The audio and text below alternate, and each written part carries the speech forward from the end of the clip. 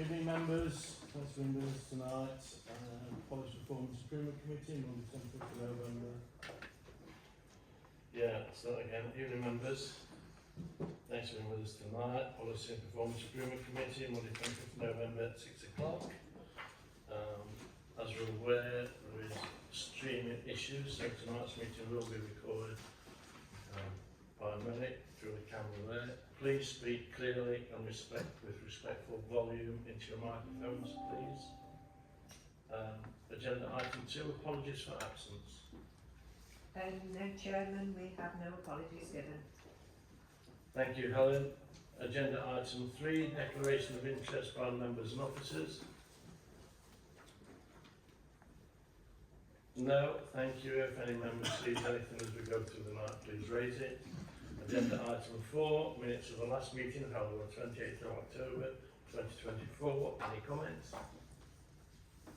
Councillor Rainbow. Thank you, Chairman. Yes, the portfolio holder, she came for, what is it, the arts, whatever. Yeah. I did ask a question about the destination management plan, for which she couldn't answer. She said she would get the answer to me, and I haven't received a reply yet. Thank you.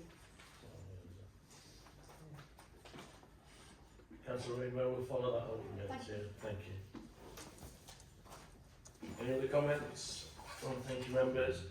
Agenda item 5 on reports and presentations, projected general fund and housing revenue account, revenue and capital outturn report, 31st of March 2025, as at 30th September 2024. Nick, you're presenting this, thank you. Thank you, Chair. So after that long title. 1 second, Nick. Sorry, Chair. Did we take a vote on accepting the books? No. Do we need to? Do we need to accept that all those in favour of the minutes and recognising what Councillor Rainbow said? Thank you. Over to you, Nick, thank you. Thank you, Chair. So, as it suggests in the title, we've taken all the income and expenditure as at the end of September. We've worked with business managers to forecast that forward to the end of the financial year, 31st of March, and we've come up with then that forecast, compared it with the budget, and that's what we've got here, the variances in the general fund at table 1 on agenda page 10. So what that table's telling you at that top of that page is that currently we're forecasting a £719,000 favourable variance on the general fund, both over service provision and on non-service provision.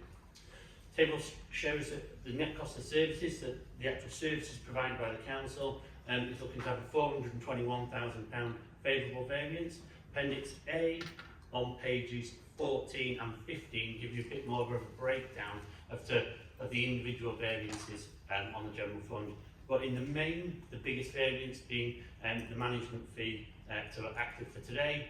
Again, as I suggested last time, the cost of utilities has dropped off a cliff. And that's meant that that management fee doesn't need to be anywhere near as high as originally forecast. There are a number of other variances though, again they're all detailed at Appendix A. The paragraph 1.5, as much as it says in the paragraph, there'll be a favourable variance on finance, investment and income and expenditure of 88,000. The table actually shows it at 113, so apologies for that oversight that was expected from the last quarter. That 113,000 again amounts to interest savings, so either interest savings or interest receivable, additional interest receivable, based on cash balances that the council holds at the bank. Taxation on specific grant income, the 84,000 on there, mainly relates to 2 different things. So first off, we budgeted for a similar amount that we received in the last financial year on the internal drainage boards, the additional grant that we received during 23-24. We were aware that another £3 million would be allocated by the government towards that cost again. Unfortunately, we only received around £120,000 less than it's budgeted for, so that's one of the variances. The other, though, being a positive variance of around £200,000 at the moment forecast on the business rates pool, the return funding from the business rates pool. That's over and above the 800,000 we've already budgeted for, the that's inherent in the budget. So that's the general fund. Moving over to the HRA on the next page, page 11. That's showing an overall transfer to the major repairs reserve of around 33,000. First off, you've got the service, the favourable variance on services of around 134,000. Again, Appendix B on page 16 describes a little bit more about the individual variances that make that up. That's 101,000. The HRA has had to take some borrowing slightly earlier than we anticipated, and that's where the 101,000, again, at the moment, the anticipated outturn variance is going to be. Moving into the capital programme then, on page 12, that shows a list of 1.11 of the changes in the budget, so again the slippage into the current financial year, and then also some of the changes that have been requested to Cabinet that will be approved, subject to Cabinet approval next week. In terms of what the capital programme looks like for 24-25, and that move into, in the main, into 25-26 based on where we are currently with some of those projects. That's as much as I want to say at the moment, unless there's any questions. Thank you, Nick. Members, any questions? No, thank you. Nick, again, thanks for the report, bringing up and highlighting the specifics for us to look at. Appreciated. You following on? Thank you. So this next report is in relation to the review of the HRA business plan assumptions for the 30-year business plan that we'll be developing over the next month or two, based on the HRA budget for next financial year. So the appendix on agenda page 26 shows some of those key assumptions. So again, we've already set some of the assumptions in terms of pay awards and inflation rates. We've set that in the budget strategy that came to PPIC and Cabinet earlier on this year. These are some of the specific things around the HRA. So voids, bad debt rates, right to buy sales, borrowing interest rates. So again, the appendix there sets out some of those assumptions. Again, these are key assumptions. So again, if we thought right to buy sales of what we've got here, and they mounted to more in right to buy sales, then obviously there'll be less properties in the HRA, there'll be less income being generated, which would affect the viability of the business plan over the 30 years. So we try to be as prudent as we can be whilst making sure we're being as optimistic as we can be at the same time, on the basis that we need to make sure the plan is proven and viable and sustainable over the 30 years. So again, what we're asking you to do here is just make sure these assumptions that we've made, they feel reasonable to you, to again build that plan and make sure that we've got a sustainable HRA over the 30 years. Thank you, Nick. Members, comments? Councillor Jackson? Yes, thank you, Chairman. Just a quick one. Is it normal to have a 30-year plan, the HRA? Is it normal to have a 30-year plan going forward? It's a long, a lot can happen in 30 years. Yeah, we always create a 30-year business plan. Again, that brings that cycle to make sure that, again, we've budgeted for the 2 or 3 kitchen replacements, bathroom replacements over the 30 years, again, just to make sure that it is sustainable. So we're collecting rent over that time in order to be able to substantiate the costs of the new Decent Homes programme or the next new Decent Homes programme over that 30-year period. Yeah, well done. Thank you. Thank you, Councillor Reynolds. Thank you, Chair. No problem with the assumptions set out there.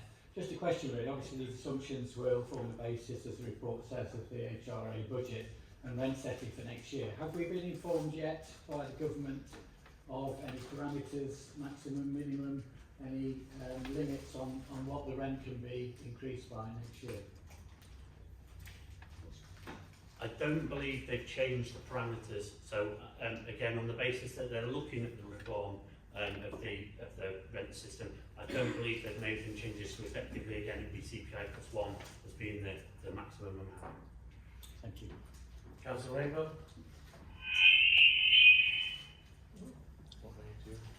Thank you, Chairman. Yes, a couple of things from me, please. And remiss of me, I should have asked this question before and I haven't. I'm assuming the answer is yes. But the voids, do we pay ourselves when the property is void, or does the council still bill for the council tax. For council tax, absolutely yes. So obviously we wouldn't charge ourselves for the rent loss, but yes, we pay ourselves the council tax, and that's cost that we incur, yeah. But this, the 2% that we've got in here is effectively reducing the overall amount of gross income. So again, we could budget for, or we will budget for 100% of the income over the full year, albeit again, we know that there'll be voids at various points in time during the year, hence we're just reducing that overall amount of, effectively the £26 million in rental income that we generate, reducing it by 2% on the basis that we know there will be voids throughout the year. Thank you, that's really what I expected you to say. I think it's, we need to improve getting our housing turned around quickly, because sometimes they can be stood empty for some considerable time. So, but I know the team are on with that. My other question was going to be around the right to buy. I believe the Deputy Prime Minister is looking at some changes to that. Do we know what they are yet, or are they going to come to fruition, and have you accounted for any of that? We have for a number of years, the experience has been, don't necessarily quote me, but somewhere in the region of 20 to 25 right-to-buy properties are sold each year. That's why we've reduced that quite considerably. So the maximum discount is reduced from somewhere circa 100 or so thousand to around £20,000. So therefore, because that discount has dropped so dramatically, we're expecting a dramatic drop in the number of right-to-buy sales each year. Hence, you can see we're expecting probably still a number during next year, on the basis that some of those people are probably still in the system that want to go through the process, but then we've dropped off quite, like I say, considerably compared to the experience we've seen in previous years.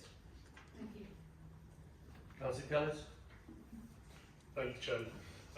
My question was triggered by Councillor Rainbow. It might not relate directly to this agenda item, so I'm happy for Nick to take it away if need be. But in terms of the council charging itself, in terms of council tax and voids, and obviously if property is left empty too long, that goes up and the surplus is applied.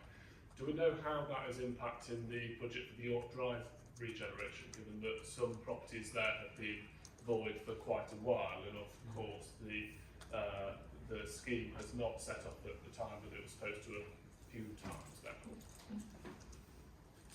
Absolutely, don't have the answer to hand, but yes, we can get that information, and I just think we are charging where applicable, we are charging ourselves. But yeah, I can find that information out. Yes. Yeah, if you can share that with all members, Nick, I'd appreciate that. Any more questions? No? Okay, members, we've been asked to endorse, so a vote will be required. All those in favour? Thank you very much. Unanimous. Agenda item 7, Newark Towns Fund update. I've got Neil and Elaine, and I see that Matt's snuck in there as well. You won't have me for long, Chair, I promise. So yeah, we're on page 27 of the agenda for this one, and I think the last time we came to PPIC, we've just been through the internal audit process for the Towns Fund. So this is an attempt to bring you right up to speed in terms of where the particular funding programme is. So we tried to recapture the original journey, which, believe it or not, was in November 2019 that particular process started. So that was through us being one of 101 towns that were identified as potential candidates for up to £25 million of grant. You'll have seen there in the main agenda that there were 4 pillars of intervention that were identified to spend the Towns Fund grant on at that time. And that was across skills, education and business, connectivity, town centre regen and culture, and town centre residential more specifically, because we have such an undersupply of residential units in Newark Town Centre. Though it's probably important to say that I've not gone into fully the why at this time, because that's contained in the Newark Town Investment Plan, but certainly social mobility was a big challenge. You'll remember back in 2017, sadly we were the second least socially mobile place in the country, and that included 3 Nottinghamshire districts in the top 10, but we were worst performing in terms of that. So that was the why, if you like, that was identified at the time. You'll have seen then that we set out on the agenda that there were 10 priority projects at that time that were identified. And this is where the report gets slightly mixed in that you've got an update on the Towns Fund programme, but one of the priority projects ended up being funding through the Levelling Up Fund programme. So you'll have picked up from the agenda papers, I'm sure, that the Newark Southern Link Road was effectively too big an ask to deal with under the Towns Fund. And that was the one that was subject to the £20 million investment through Levelling Up Fund Round 1. And again, for those of you that have been on the road, on the patch at the minute, you will see that phase 1 was open previously, which was the link from Bowbridge through to Staple Lane. Phase 2 is now open, which is the road onto Horton Road, and the full road should be in by summer 2026. So that includes the A46 connection at that time. So I'll separate that out if I may. The other project, of course, that didn't happen ultimately was Newark Police Station. So the money was reallocated in terms of the remaining projects. What we've also done is set out for you the assurance process that needed to be followed, that we set up to follow as the accountable body, as it's called, for managing and administering the funding. So you'll see the various steps that are set out on pages 29 and 30 of the agenda. And that basically is to make sure that each organisation promoting the project, and that included us of course in some instances like 32 Stodman Street and the Castlegate House, each organisation had to go through a business case process. And that is a set methodology one has to follow in terms of the government's preferred methodology that was announced at the time. And within the industry or within councils, we have said to the government for years, please just choose a methodology. Sadly, they picked the most complicated one, but at least we got one that was standard, that applied in all circumstances. So what we did is we had, if you like, two parts of the assurance process. One was a Green Book specialist, so a Green Book business case specialist that acted for the site promoters, so us if we were promoting the project, and another that sat on our shoulder, that sat with the finance team, and Sanjeev was the Section 151 officer, to assure that process. So we have two independent Green Book valuers that sat within the team as part of that process. There is then various other stages that we've mentioned there, and excuse the three-letter acronyms, the PAR, the Project Adjustment Request. It's a little bit as it sounds. When we need to move money from one project to another, as we've done, as you've picked up in the report, for the Castlegate House project, for Stodman Street, and for the Newark Cultural Heart project, one is required not only to go through the Newark Towns Board, but also to go through this council in terms of cabinet and government in terms of a formal PAR, a formal project adjustment request. So there's been many of those over the period, as you can imagine. I won't focus them on now. What I would do is just draw your attention please to table 3.2 on page 31 of the agenda. And that you can see there where the amount of grants has ultimately gone into and the amount of match funding that is currently generated. I hope that there is more, because all of these projects should have a legacy and they shouldn't just end where they are. So that should be on an ongoing basis, but that gives you a picture, hopefully, of the current position in terms of that match funding.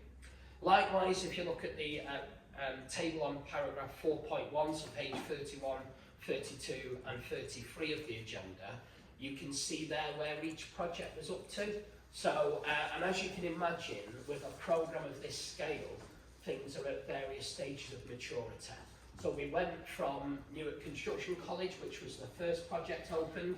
That was actually opened with accelerated grant monies, not even the real grant monies, if you like, that came through ultimately. So that was in September 2021.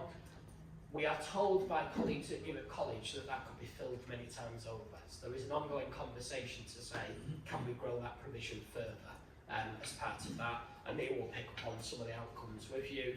And then again, we've listed the YMCA Community Activity Village, the Air and Space Institute, the 20-minute cycle town, Stodman Street, Cultural Heart, Castlegate House, and then latterly the pausing of the, what's called the SISLOC project, but the Newark Gateway project, or out the window, in other words, in terms of that being paused and those funds being reallocated elsewhere. What we've also tried to do for you, and I'll ask Neil to talk you through this in a little bit more detail and draw attention to this. this is the first time I think we've set out for you, hopefully, some quantitative information about what contractually each project had to deliver versus what it has, but equally the personal stories behind some of that in terms of some of the qualitative information. We're really keen to hear back from you that this shouldn't be a, that's nice, let's look back and it's done. What do we do for the future? So again, what does that longitudinal study actually look like? Do we follow students, families, users over a passage of time to be able to see that moving forward?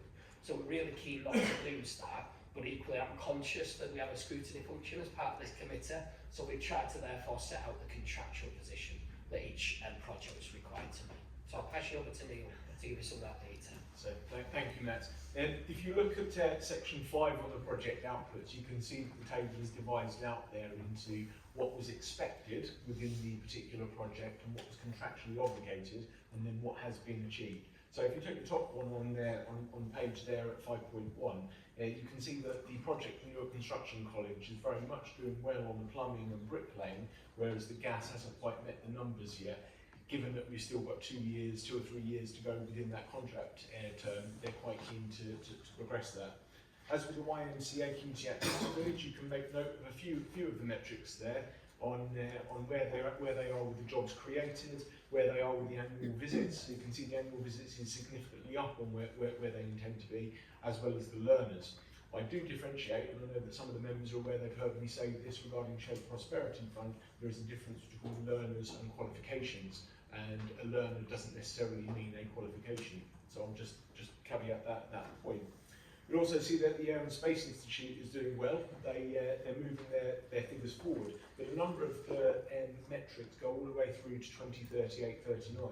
So you're aware there that as you go through to NVQ level 2 and level 3 and level 4, the learner actually has to complete a year, 2 years, 3 years. The existing building has only opened this year, so a lot of the numbers are still fairly low, and it will somewhat snowball as the years go on and progress through the contract. And I am aware that those numbers do look low, but I would advocate that the building's only been open for a number of months and the learners are progressing through that. And then I'm not going to go through each individual one, I'll just lay focus on those 2 or 3 for the outputs at this stage. And you'll notice at Annex 3, particularly for the Newark Heart events, we've supported with the Town Council running a number of events over the last few years. You can see some of the footfall metrics in Annex 3 as to where certain events have been up or down on those particular days. And weather does play a part in that, members. You know, an inclement or bad day will reduce numbers down from an intended purpose. I would also just add that you'll see in the annex there on the qualitative information where it's having an impact on real people. And there's a number of case studies that I'd encourage you to look at there that focuses in on individuals as well as clubs and groups and what the difference and impact it's making on them. A number looks very good, and hopefully you'll be able to see it laid out in that context, that number of jobs created, number of training places. That doesn't tell the true story of one person or a community group and what it's doing in that difference. So please do have a look at that and see some of the fantastic stories that's having an impact on our community. Finally, I'll just mention the monitoring and evaluation. Matt's worded there that we do respond back to government frequently. So Elaine undertakes a lot of that hard work and has to do that contract management, which means speaking to those different providers, the YMCA, the college, and actually getting that information out of them and understanding where we go. She has to put that into a very large table that the government are effectively reporting back on, and that does take a significant amount of our time to report on that. The programme does go through to 2026, but as Matt said, we do want to see a legacy of that, and we do want to see how that's going to have an impact well beyond 2027 and what we can do with it. I'm sorry, you've heard us talk a lot there between Matt and I, so hopefully there's a few good questions to go into. Thank you. It's always a pleasure to hear both. Elaine, are you speaking tonight for us? No? Okay, it's a pleasure to have you with us tonight. I think there's some great impacts there, and I like the idea of the legacy outside of the scrutiny function. Members, any comments, please? Councillor Kellis? Thank you, Chairman. On agenda page 34, where we're looking at the YMCA Community and Activity Village required outputs and outputs achieved, it says that the required output is 38 apprentices by 2024, and that the output achieved so far is 15 apprentices by 2024, which is sort of less than half. I'm sure that members know that I bang on about apprenticeships quite a lot. I am an apprentice myself, not here at the council, but elsewhere, and really see value there. I can also see though that the number of full-time equivalent jobs is higher than was expected. So I'm wondering if there's a piece of work there in terms of encouraging partners to put those extra employees they've got through additional training, and when they do that, do they class those individuals as apprentices? If they don't currently, could they update us so that we know actually how many employees are getting qualifications, which might give us a bit more assurance on that one? I would imagine Brother Smiles is a good answer coming here, Councillor Campbell. I'm not sure there's a good answer, but you have hit the nail, Councillor, in terms of what you can call an apprentice. So yeah, there are issues in the forgive me. The YMCA was something called a scholarship programme, which isn't an apprenticeship programme, but there's slightly difference. You can't call it an apprenticeship programme. So yeah, I think we can take that away and decipher within that. I guess it's the enrichment activity and the skill set that they get at the end of it that isn't called an apprentice. So we have had some conversations around that.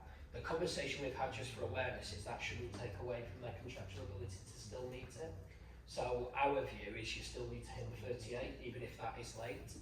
But we do accept that they have something different that they can't. Councillor Smalls. Sorry, Matt, sorry. So just going back to that, so the qualification is still representative for those who aren't listed then, yeah. Councillor Smalls. Thank you, Chair.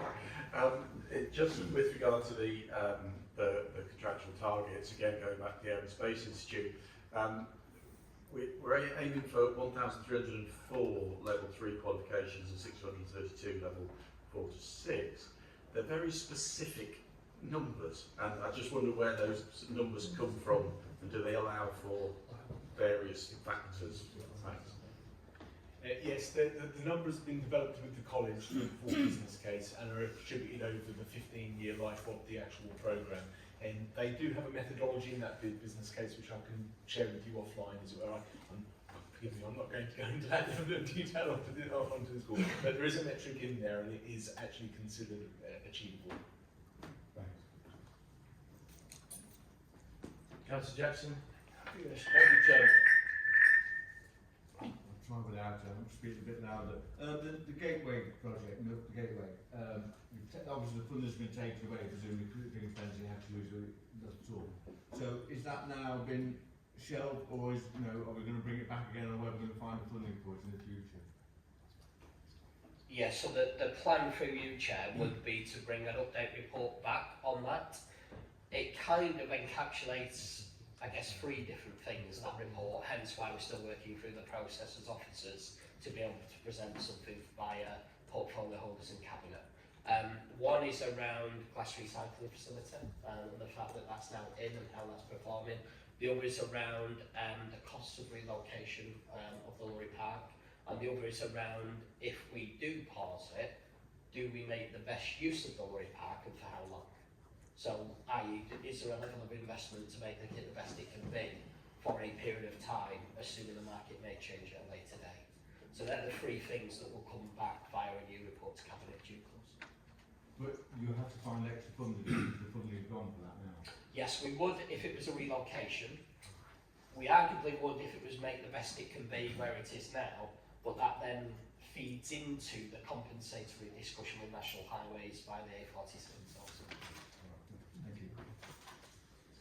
Thank you. Councillor Moore. Turn it on or leave it on. Right, thank you. Thanks, Chair. No, just in regard to residential, how you mentioned that. We're seeing a lot of the first and second floors above shops being turned into apartments now. I see it all the time. Seeing more waste coming into town builds, which is great because it builds a nighttime economy. Is there anything we're doing as a council, other than obviously the planning system that they have to go through? Is there anything where we're actually helping building owners, enticing them, if you like, to say, hey, take this empty storeroom and get 2 apartments in there to get people in there?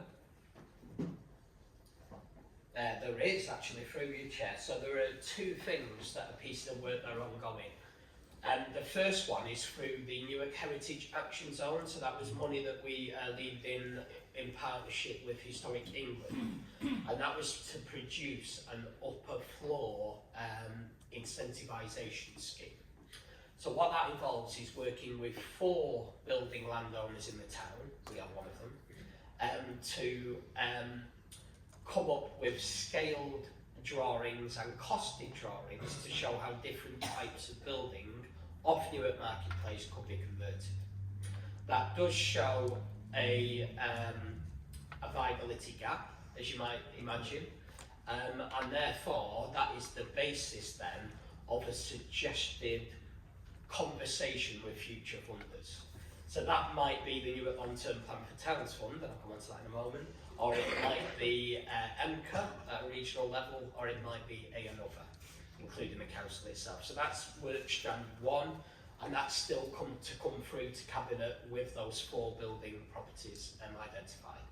The other piece of work that was done, and this is caught up in the Long-Term Plan for Towns Fund, Newark Long-Term Plan for Towns Fund, one of the suggested projects for that came through the Newark Towns Board was a grant pot to made available for upper floor conversions. So that is in the proposed Newark Town Investment Plan. The slight issue with that is the government have made clear that that programme will be repurposed, rebadged and refunded at a date that's yet to be confirmed. That will mean that that funding will land in 2026-7, not in 25-6 when we were expecting it. So there is likely a delay. Any more questions, Rowan? Councillor Reynolds? Thank you, Chair. From the Section 5 project outputs, extremely useful and interesting. Thank you for including that. Just slightly confused by the different dates of monitoring. So, for example, Newark Construction College we're monitoring until 26-27, but the Aerospace Institute till, I think, 2038-39. Obviously expect a lot more jobs and students until 2038 than the Newark Construction College up to 2026-27. I just wondered what the reason for that was. Sort of might have expected some sort of standard monitoring period and say, right, how many learners are you going to have in that period and have it consistent across the project. No, it's an absolutely fair challenge, councillor. It's to do with the percentage of grant going into each project, effectively. So if you think of the Aerospace Institute that had 10 million with a £5 million match, sorry, 10.6 with a £5 million match, that clearly is a larger public investment over that period from the town's fund. Whereas something like the YMCA was a smaller contribution from ourselves, noting that there is some other grant funding. So it was done on that basis by negotiation, based on the percentage of grant that the town's fund was putting in. Thank you. Councillor Ross? Thank you, Chair. Yeah, just looking at Southern Link Road and the 21-month running behind on that, and the 2,651 new residential units. Is the completion of residential units delayed by the same degree as the road project? And now that the road project is sort of motoring on ahead, is there scope to catch up on some of those residential?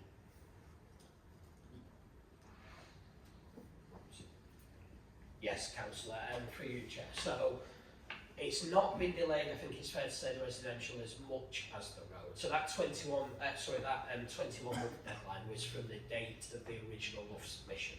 So some of that has been weather, some of it has been bureaucracy, if I'm completely honest, but both of which have an impact. So yeah, the house sales have slowed because of market conditions, cost of living and other things. That's not just a Middlebeck issue, that's across the industry. There is an ability to catch up to a degree, principally because when the A46 roundabout is connected, there will effectively be 2 points of sale for the site from each end, so from the A1 end and the A46 end. So I would expect to see not quite a doubling of delivery, but it won't be far off in terms of those 2 points of sale. Okay, thank you. Any more members? No, thank you. Thank you for noting. Thank you all. Members, agenda item 8, update curbside glass recycling scheme. Ryan?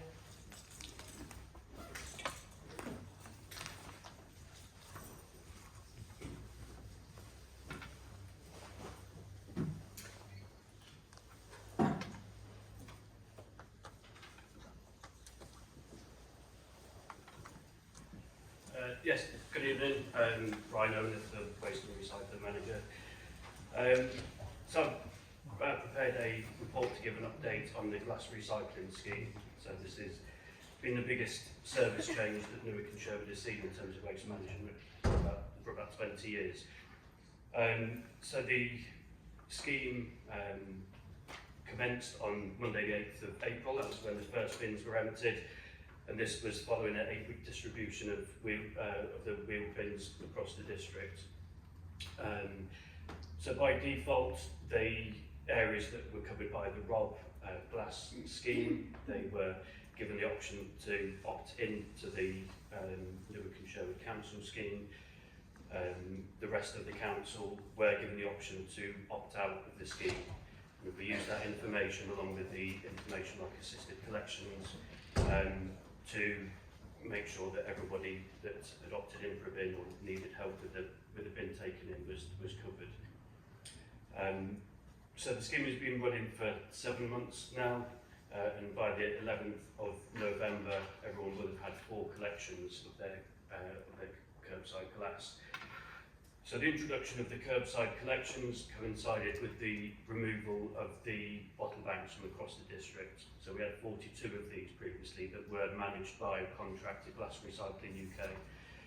There were 8 high-performing sites that we'd identified, and what we've done as they were removed by the contractor, we replaced those with our own containers. So our vehicles that are servicing the curbside, they also keep on top of the of these bottle banks, and it all goes to the same place at the waste transfer station located at the lorry park. So in terms of the operational performance so far, looking at the data from last year, we collected just over 830 tonnes of glass from the 42 bottle banks across the district. And from April to October this year, we've collected in total just over 1,350 tonnes. So some of that did include some of the glass from the bottle banks from our contractor. It did take a period of time for them to remove those bottle banks, and for as long as they were on site, they weren't getting used. So there was 93 tonnes that was collected from them. They have all now been removed. So all of the glass that is presented for recycling will come into our own waste streams, and we will receive the income for that. So there has been a total increase of nearly 63% of the amount of glass that's been collected across the Newark and Sherwood district over the 7-month period compared to last year. I just wanted to add in here, it wasn't in the report, but I thought it might be useful for members to get some feedback. So the crews, they have been feeding back with regards to a lot of the residents are bringing their bins out as they're actually on the street emptying the bins. So we are aware that I think due to the 8-week cycle, people are losing like losing track of when to put it out. It's a bit easier when it's either refuse or the recycling bin, but when it's 8 weeks, especially if neighbours don't present all of the time, it can be hard to keep on top of that. So yeah, so we are keeping in contact, we're in touch with the contact centre. We know that the staff members there are advising residents to use the text reminder service, which is available if people do phone in to report a missed bin.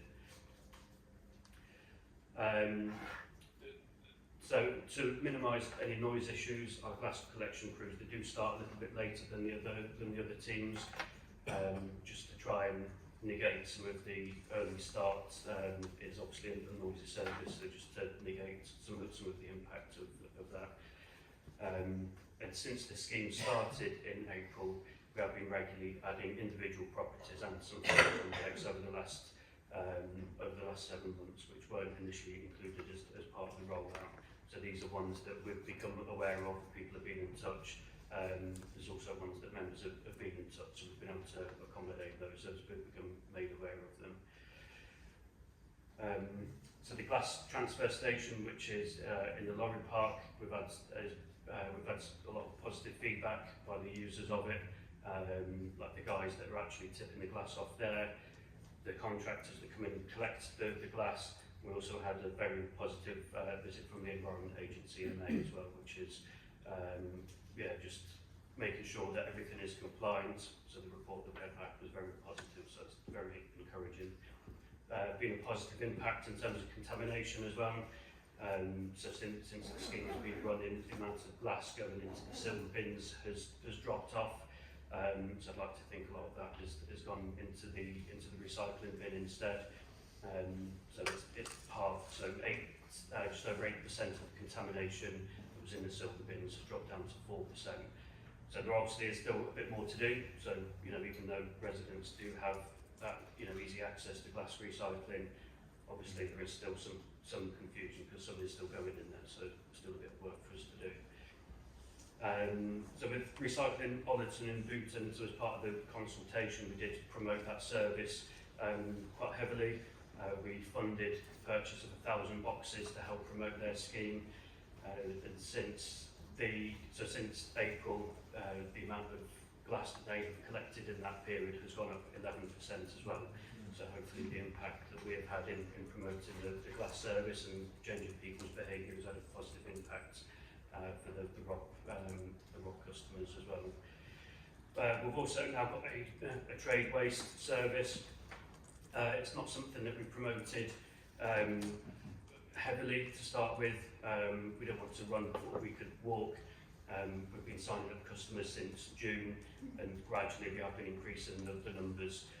So as customers are getting in touch with our trade waste team, it's a service that we are making them aware that we do offer. So we've been able to accommodate all of the requests that we've had so far. There is capacity to take more customers on as well. So we will gradually expand that over the coming months. So the rollout of the glass has been a success with all the key project milestones taking place on time, taking place on time and all within the project plan that was presented to the Cabinet in February of last year. So the budget forecast is highlighted in section 3.0. There were some savings, as well as the budget forecast, there were savings in capital expenditure with the procurement of the bins and the vehicles, plus an increase in the income that was generated from the sale of the glass. So combined, that brought the project significantly under budget. So on section 3.0, there is a table that summarises what we anticipated the budget for 24-25 to be, and it does show that there is an anticipated favourable variance of around £30,000. So if anybody has any questions, I'd be more than happy to answer any. Thank you, Ryan. With this being your first presentation, I hope you'll see that we're all nice people, so you can live with that really well, my friend, yeah? Councillor Allen? Thank you, Chair. For our residents who have a bin but opt out of the bin, do you capture the information and reasons why they opt out about having that bin, And also, a lot of residents probably don't always have the bins empty, or have a bin, so they don't always need it empty regularly. Do you also capture that information as well? Do you have sort of information about whether every bin is empty every time, or just some people just have choice just once every sort of year or so have the bins empty? So if that information is captured, thank you. No, unfortunately, it's not information that we capture. We empty probably about 1,500 bins a day, and because there is so much variance in whether people take part or not, it would be quite a big task to capture that information. In the first instance where people were asked to opt in or opt out, there was like a comments box because people were asked to go online to do that. So there were some trends in terms of, mainly it was space issues. Some people had opted to share with neighbours rather than putting their own, having one individually. But if people have opted out, they have got the option to opt in at any point. There isn't a charge for the bin, for the delivery or the purchase of the bin, so people do want to change their mind. I mean, it might be something that we'll look at if we do see anything happening, like a drop-off in terms of like tonnage or anything like that. Then some more detailed participation data. We could look at doing that, but we haven't had the time and resources to do that so far. Councillor Ford?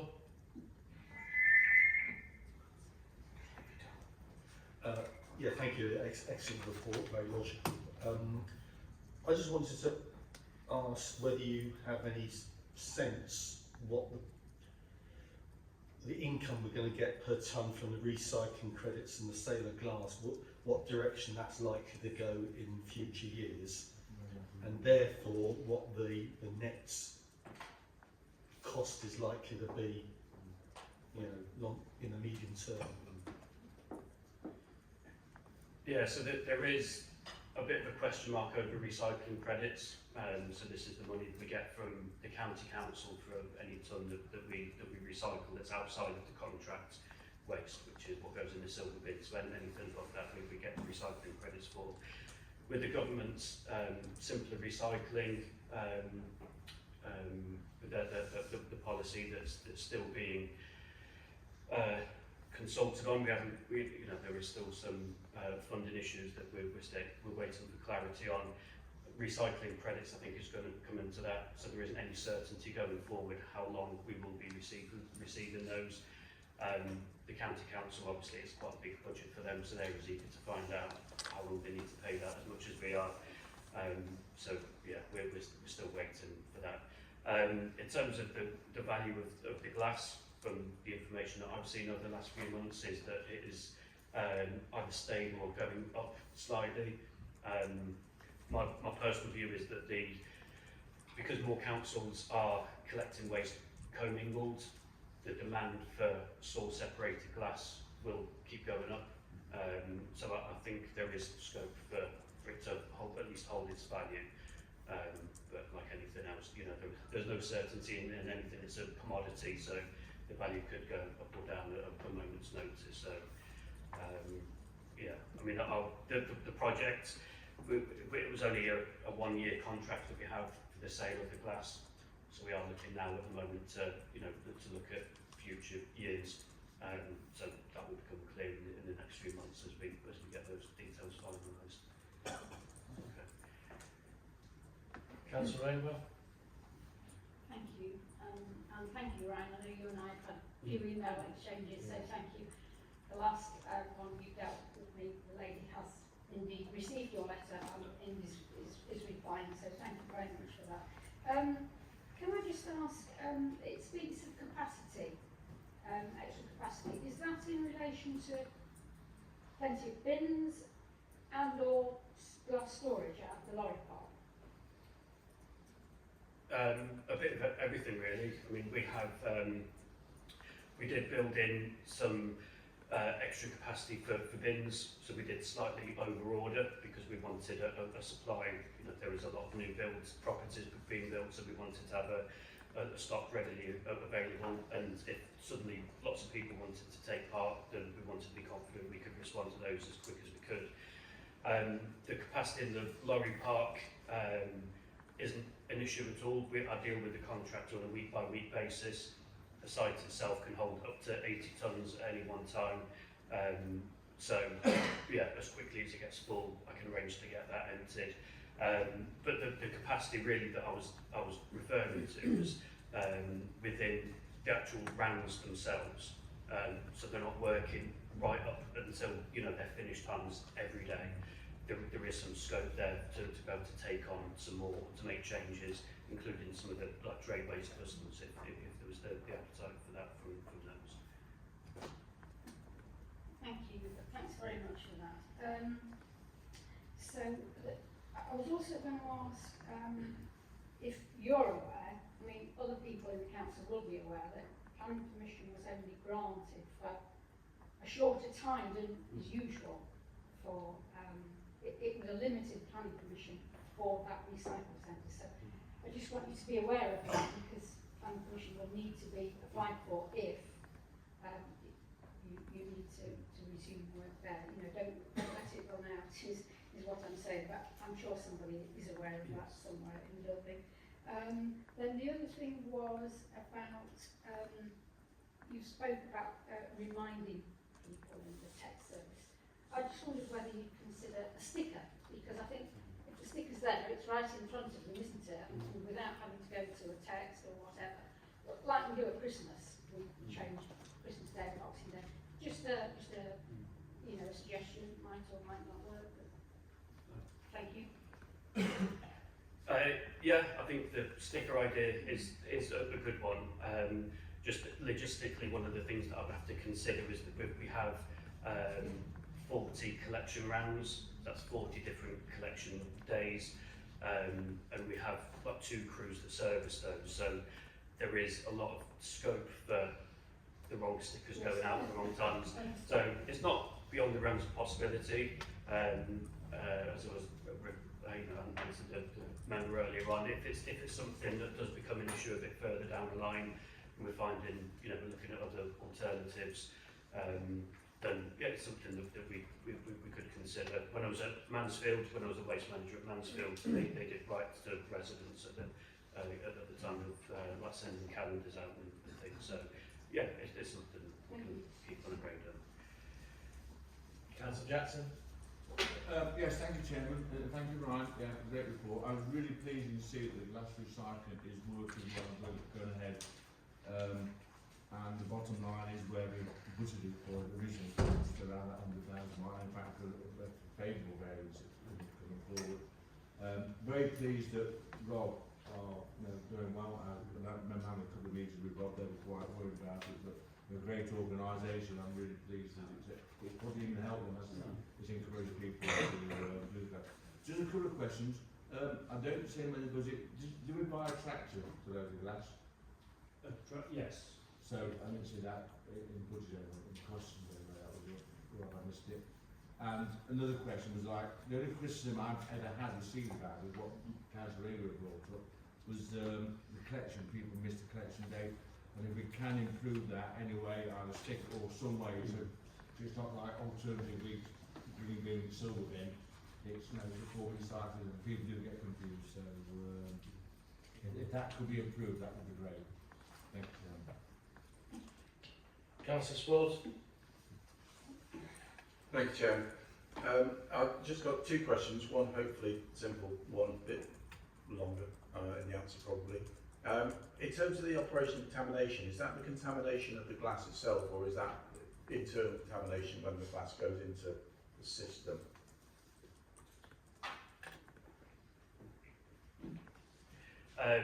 So the contamination that is in the glass that is collected from the transfer station is very low. So the contract that we have with our contractor, they will accept up to 5%, and it is much lower than that. I don't think it's even read it as contamination for when it gets to their facility. So the contamination that I've referred to here is from the report that I get from Veolia. So they do a sampling of the silver bin waste, the mixed recycling. So they have a sample every month.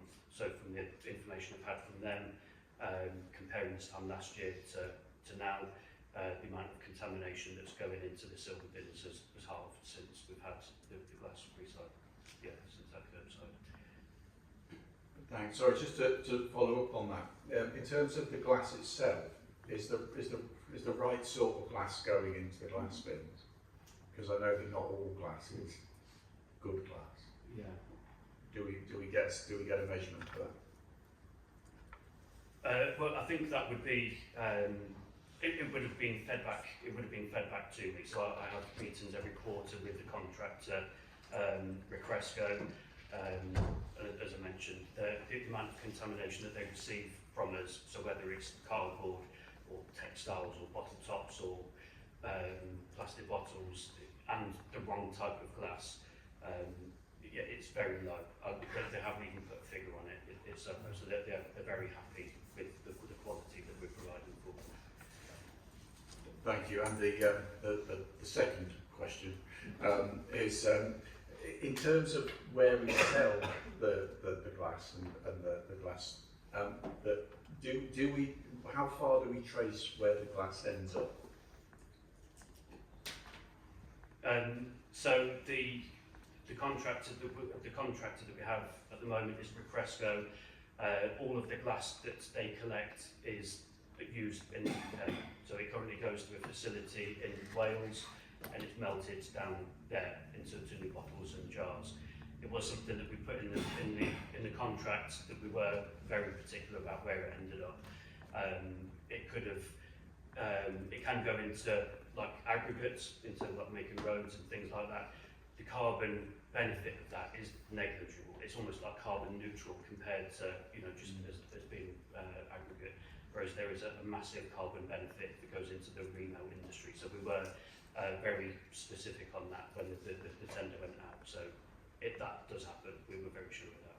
Great, thank you. Councillor Kellis? Thank you, Chairman, and thank you, Ryan, for an excellent report. You know it's a good report when Councillor Ford says it's excellent and logical, because he has a very analytical mind and is always trying to pick apart the logic. So 5 stars from him, I think. A couple of questions from me. So at 1.5 we talk about the old igloo style containers that were taken away. I know that in Farnham and Thurwood we had some complaints from residents and parish councils in terms of locations where they were taken away and not returned, but specifically where some bins were taken away and a load of glass and rubbish left behind. Do you know if we made any effort to recover clean-up costs from GI UK? Because if it was any other sort of item and we knew who had done it, we would probably be going after them and charging them for the waste that they'd left behind. So do you know if we made any effort there? Then to 2.13, where we talk about trade customers. I know that you said that it's almost a soft launch and waiting for people to come to us, but now that we're at a point where there's a bit more capacity and things are moving, is there a plan to actively promote this service? And if so, how are you planning to do that? And then finally, just to link back all the way to the beginning, when Councillor Allen spoke about measuring, could there be a way of counting the number of bins that we empty on a route? And what I'm thinking there is that if actually only a third of the bins are being put out each time, would that inform decision making in terms of the regularity of collections going forward? Yeah, okay, thank you for the question. So I'll answer them in order. So in terms of the igloos, the agreement that we'd always had with Glass Recycling UK is that our own street cleansing services would monitor the sites. So it was a mutually beneficial arrangement really between the landowner, because very few of them were actually on Newark and Sherwood lands. A lot of them were on, a vast majority were on private land. So it was a mutually beneficial arrangement. So because we didn't want the landowner to be inconvenienced, we'd always clean those with our own street cleansing services. as we were aware that the sites were being removed, I was liaising with the street cleansing teams to let them know they were being removed, because we were aware there would be a period of time where people would be taking their glass there, perhaps not realising they really don't want to take it home, so they would leave them there and hoping for the best. It did happen in some instances, it was a fairly short period of time, but I think the message was to put out, because yeah, we're not having any reports at all of any glass still being deposited at sites where igloos had been located. So with the trade waste customers, yeah, it is still a like softly approach. I think when we'll be engaging with customers at the end of the year, I think that would probably be a good time to be raising the profile of the service and trying to increase that customer level. It's a time where we would always be engaging with everybody anyway, so I think that would be quite a logical time. We do have, you know, contact details anyway, so there would be an opportunity to do that sooner if if we felt that the needs arise. But whilst it is still, relatively speaking, in the early days, then yeah, I think that's probably what we'll do. If I'm honest, there hasn't been a lot of conversations. We've just gradually seen it grow over the last few months. So yeah, we'll see where that takes us. And I take on board in terms of the bin counting and the participation surveys. There is some useful information that can be gathered from participation. Anecdotally, what we are finding from the refuse crews is that people are generally waiting until they've got a bin full. People aren't, they would rather wait 16 weeks for a bin full rather than 8 weeks and then put the bin out. So that's generally what we are finding. It may be a case as we're leading up to Christmas that people will be putting their bin out in anticipation of perhaps producing a bit more glass over Christmas and New Year. It does happen. I referenced it in the report that there is between 25 and 30% increase over that time period. But yeah, it's certainly something I'll consider. I think some of the technology that has become available for some of the fleet does capture some of that information. When I was speaking with my business manager, it was something that is being looked at. So I will happily take that back and see if there's any more information we could gather on that. So I think it could be useful. Councillor Moore. Thanks, Chair. Now, just looking at the collections that we've done so far since April, excuse me, I see that August was quite a jump there in tonnage. Now, whether that's because it's summertime, we're drinking white wine outside and a lot more bottles like that. We've got, yeah, you said Christmas, New Year coming up. A heck of a lot more wine bottles, Prosecco bottles, especially after New Year's Eve. Have we got any sort of call-in system where a customer can call in and say, look, the bin is now full, and we're still 3 weeks away, let's say, from the collection. They don't want to contaminate the silver bin. And are we looking at anything like that? I know this is still a new service, and this Christmas is going to be the first Christmas that we've tried it, so heck, we might make a lot of money out of it as well. But have we got anything planned like that? We won't have the resources to have ad hoc collections from the curbside. What we will do, which I think we will see a vast improvement, is that we will be the master of our own destiny in terms of the curbsides. So Glass Recycling UK, whilst they did provide a good service for a number of years to Luke and Sherwood Council, they weren't local. They were based in Doncaster. So if we were reporting like the Waitrose bottle banks were full, we couldn't be sure they'd be here the next day or even the next week. And especially over Christmas and New Year, where every other council that they were servicing was trying to, get them to come and empty their sites. Whilst we don't have any data, I dare say a lot of glass historically had ended up, it would have been cleaned up by the street cleansing teams. I don't think that would have been recycled, if I'm being completely honest. So a lot of the glass that was left outside would have been lost. Whereas this year, we will be able to respond the same day. So there will be a lot of that glass that I think previously would have been lost in the waste system, that we will be capturing and then getting an income for that. So we were about to keep on top of those, and I think that's probably what we're about to do for residents, is direct them to the bottle banks, because we can be confident that we can keep on top of those and keep them empty and available for people to use for any overflow that they might have. Thank you. Councillor Rainbow? Thank you, and thank you for allowing me to come back. It's just a little question. I didn't make note of it, but got to ask Ryan. When we were going to consultation about this, I think one of the questions I was asked most is it going to be noisy? And I think we all said yes, it will be noisy. But I just wondered if you've had any noise complaints. So far, I've had 3. Yeah, I've had 3 like official complaints. The crews have said that they do get some grumble sometimes as they're emptying from residents. But I think the fact the inconsistent nature of the collections only being every 8 weeks, and it is for a relatively short period of time. There's no denying it's noisy. I don't think it was ever kind of labelled as a you know, it's going to be a quiet service, but the fact it's only for a few minutes every 8 weeks, we found that most residents find that an acceptable level of of inconvenience, I guess. Yeah. Any more questions, members? No, Ryan, thanks for delivering this presentation. And thanks to members for recognising the work of Rob, who just celebrated their 25th year in operation.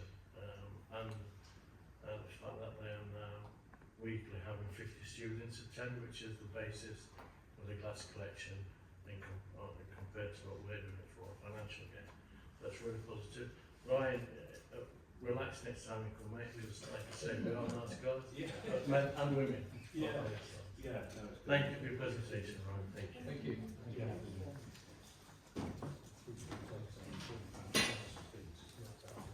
Members, agenda item 9, community plan performance update, quarter 2, and that's been delivered by Tracy.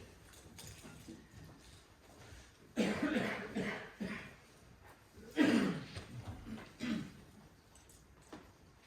Chair. You've got a presentation? Ring. Oh. Having your head shaking at me. Oh.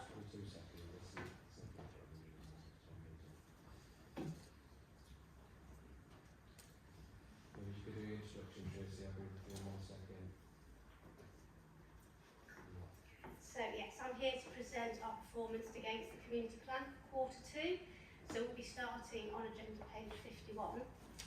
So I'm going to do this quarter is bring a mix of quantitative information to inform our KPI performance and some qualitative and local data to evidence our successes and commitment to achieving our activities against our objectives within that plan.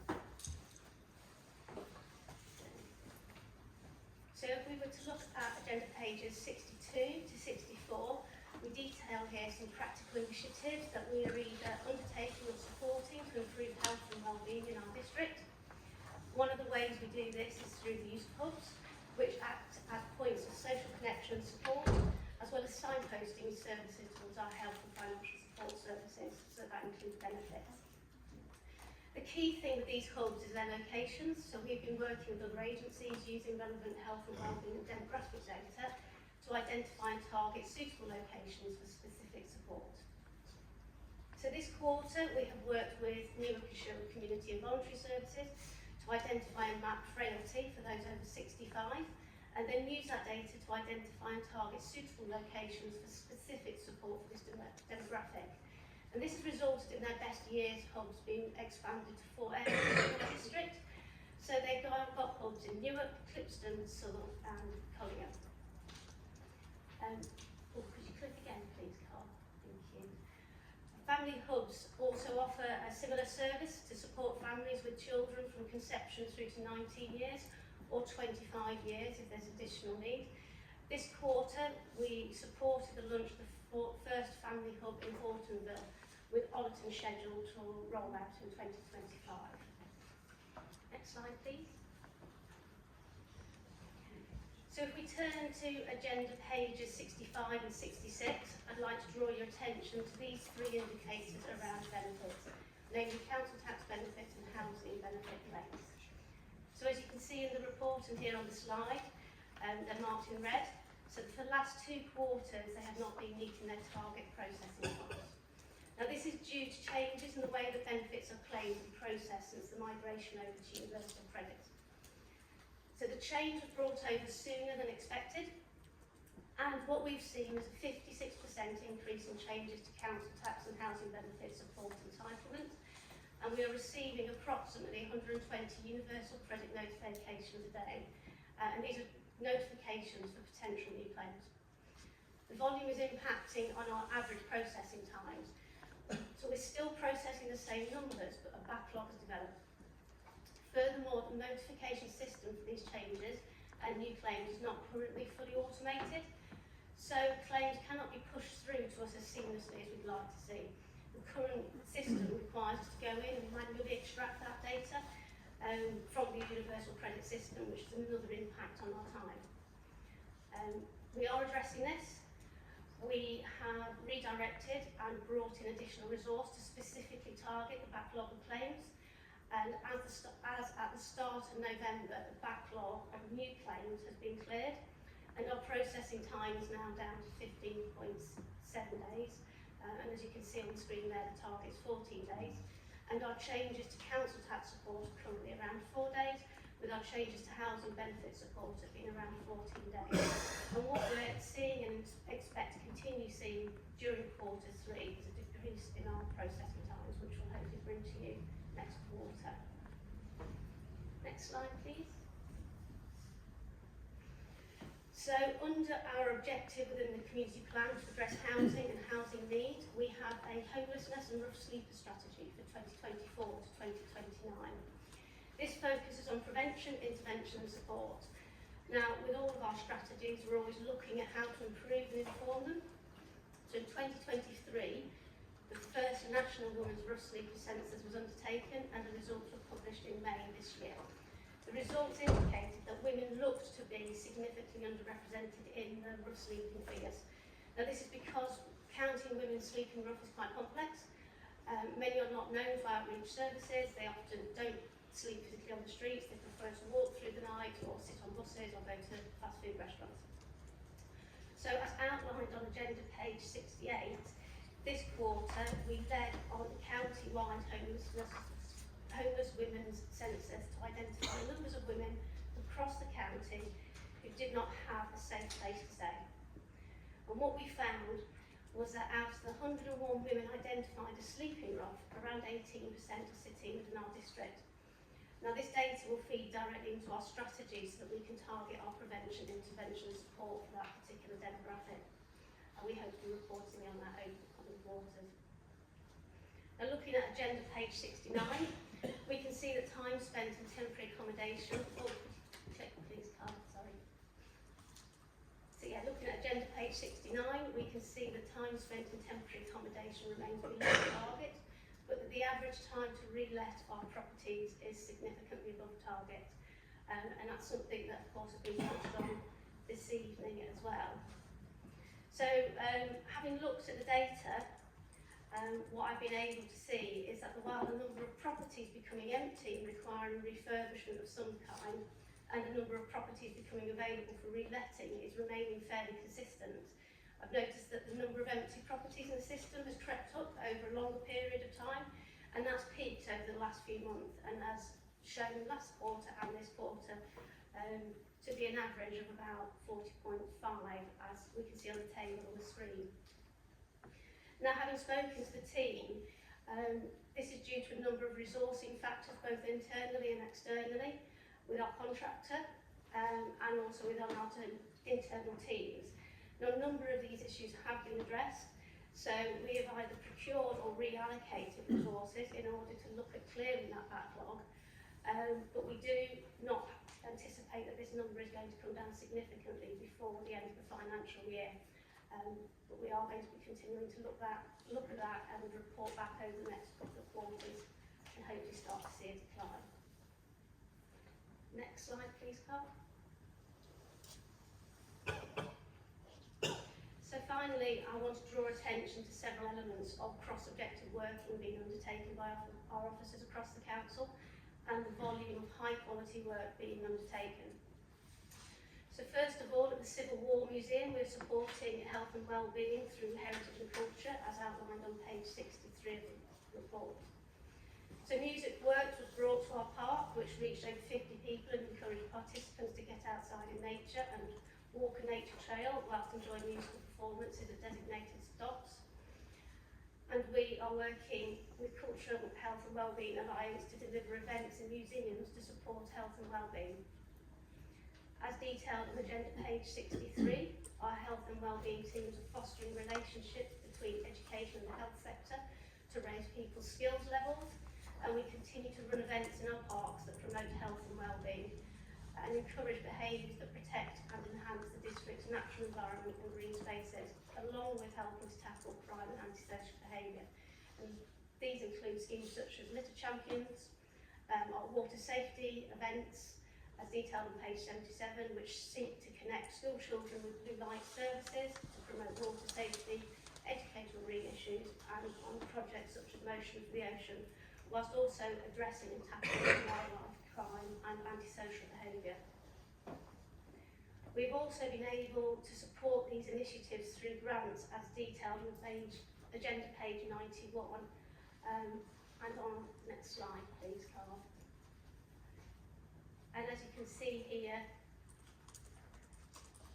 a lot of these initiatives and the grants are awarding cover the objectives as outlined in our community plan.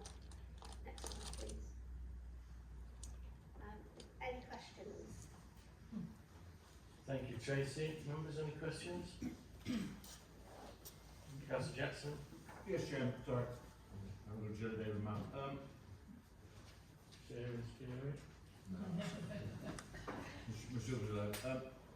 Just going back to the days it takes to relet a house or get it ready. Now, presumably we know when the tenant's leaving.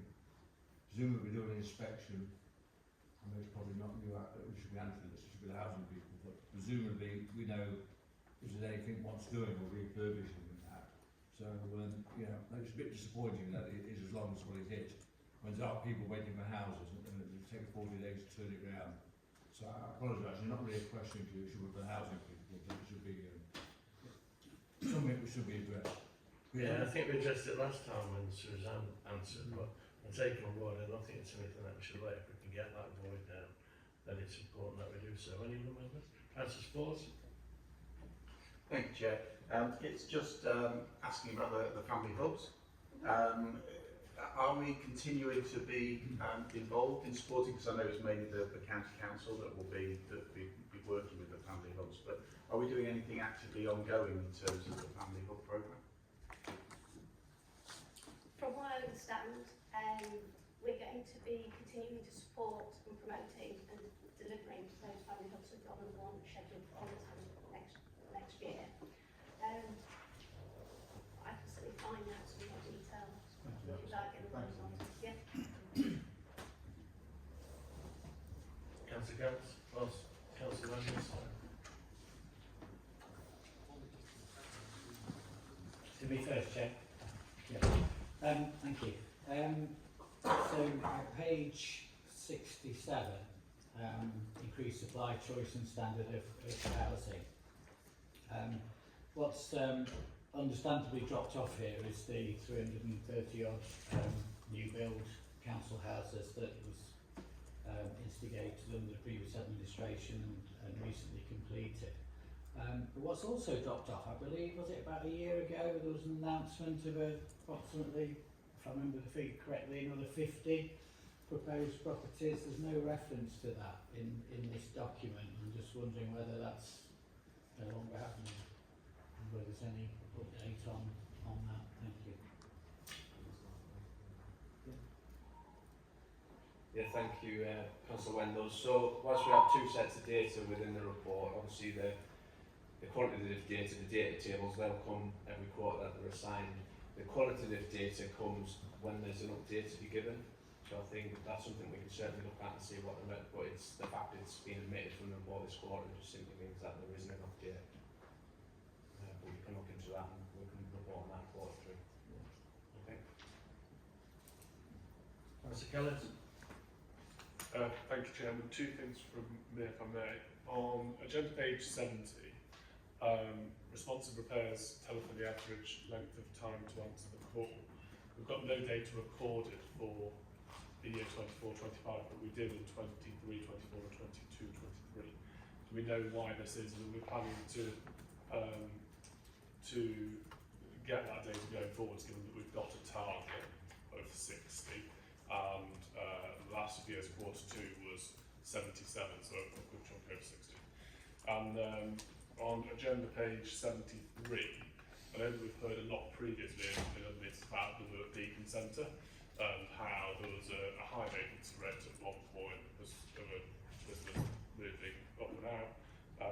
See that we're now at 83.3% with a target of 88. Do we have any update in terms of what other measures are being taken to get us to that target and how comfortable we feel about that?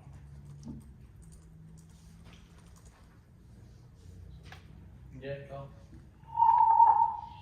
So, for your first point, Councillor Keller, so the responsive repairs, whilst we do have the data, we didn't receive the data this time round because of the inclusion of the online responsive repair system and their ongoing measurement of that and how it affects the telephone lines, and we didn't get it in time to meet the report. So again, we will see that backlog when it comes back to quarter three. For your second point on the Beacon, I believe we touched on it in the last quarter where we were expecting that downfall, but we were expecting another business wanting more office space. So I think that will go up again in quarter three, and the ongoing work around that, the incubation centre, as it's commonly known, is positive. They've got a bit of a forecast on that in the sense of people who want more office space, it'll go back up to quarter three. And then as we know, if they have work and they move, that's effectively what we want, as long as we've got that churn on. So there's no surprises there. Councillor Spores. Thank you, Chair. Thanks for letting me come back in. I've just got a question. It's a fairly broad question. In terms of not necessarily this quarter, but the quarters going forward, do we have any expectation that targets might change if, for example, there were a large influx of refugee families from other countries or resettled families from other countries? Is that something that might be built into the targets? The targets are set for the year, but they're never set in stone or anything because life happens, and so with the best will in the world, things have to change. So if any targets change in year, they will be highlighted to you in this report. But all managers are able to request a change of the targets with good reason. Members, anyone else? No, thank you, Tracy. I've got to highlight the blue light safety aspect of what comes out from the projects. I think it's brilliant, absolutely brilliant. Explore advancing that as much as possible, please. So, members, it's been noted unless there's any proposals, I think, following up with the detail that you've received through members and bringing back reports, updating reports. Members happy to know and expect Tracy to come back with that? Yeah? Thank you, Tracy, appreciate that. You actually have that figure now, if you like it. Do you know what? You can't be any more specific than that. So responsive repairs, so average, the telephony, average length of time to answer calls is 84.6. That amendment has been made, ready for the Cabinet report.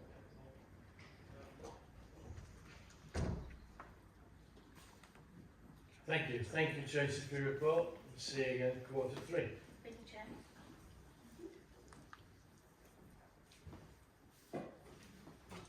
Members, agenda item 10, response to Kiddystone consultation. Cole's going to present this, but I've got to say, I have to respectfully recognise the work that Rowan's done on this as well. She's sat in the background, but the detail of what she's done has been excellent, so thank you, Rowan. Thank you, Cole. Thank you, Chair. So this report brings the results of the recent consultation on the proposal to site the works of local artist Robin Kiddie outside the council offices at Castle House.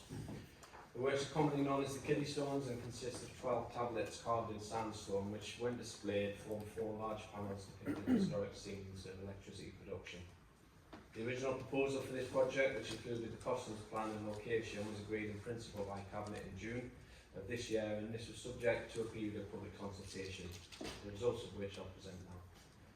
So in terms of the method then, the method used for the consultation was modelled on a similar project known as the Library Gardens Development and consisted of discussions with key stakeholders, followed by an online public consultation which consisted of 3 questions.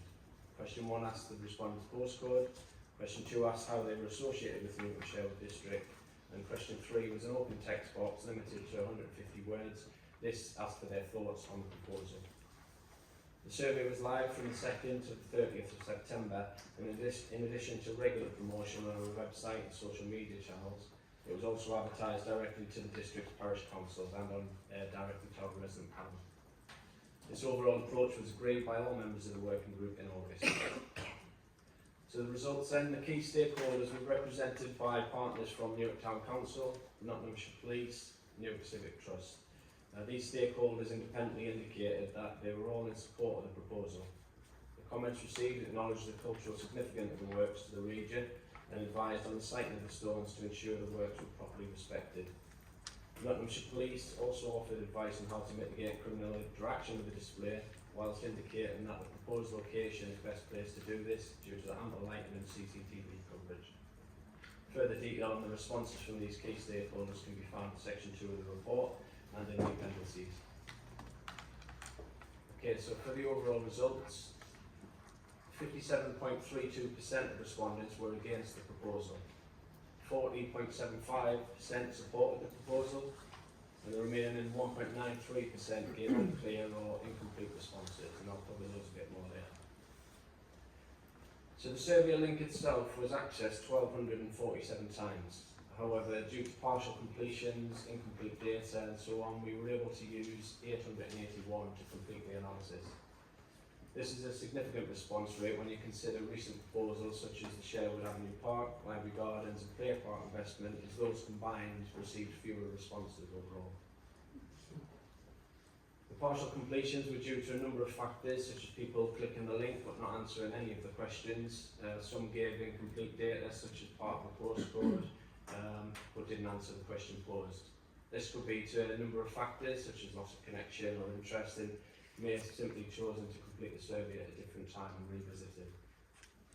Every comment that was submitted, however, in the main question box was coded as either supports, does not support, and in cases where the detail simply wasn't there, we classified those ones as responses being unclear. Geographically, we received responses from across the district, with Farndon and Fernwood being represented the most with 15.89% of the submissions, Booton at 0.23% with the least represented. Further details of this can be seen at graph 1, where you'll also see a column labelled Other. These are coded examples where the respondent did not complete the postcode section fully, or the postcode given was from outside the district, and these accounted for 11.24% of respondents. The second question in the survey asked respondents to describe their association with the district. They were able to select more than one option here, and the results show that 77.5% of the respondents described themselves as residents of Newton Sherwood District. Okay, for the main question, the third one, we recorded a response into the aforementioned overall categories, in addition to pulling out the primary and secondary reason behind the response given. For example, you can see in Table 1 that 40.75% of respondents supported the proposal, and of those, 32.59% cited the cultural or historical significance of the works as their primary reason for their answer. A further 26.46% simply shared their support without any specific reasoning, and 17.83% stated their clear support, however either queried the location choice or offered other suggestions alongside their response. Table 3 of course follows the same format and tells us that 57.32% of respondents were unsupportive of the proposal, and their top reasoning in this category suggested were centred around the cost of the works, where 20.43% thought it was a waste of money, 13.28% suggested the money could be better spent elsewhere, and 9.3% thought that the cost of works was too high. The remaining 1.93% can be seen in Table 2 and were classed as unclear due to responses which were either contradictory or non-committal, unrelated comments or questions rather than a comment on the actual proposal at hand. And finally, at section 5, you can see the detail on the percentage error of this survey. This section of analysis looks to identify duplicate entries which may consist of word-for-word copies or clear instances of multiple entries from respondents. These can appear as there were no restrictions applied to the survey, so in theory, respondents were able to submit several responses each. Of course, we trust that respondents don't do this, as duplicate responses can inflate a survey and distort the results, so it's important to check the error when conducting analysis to ensure the validity of any data.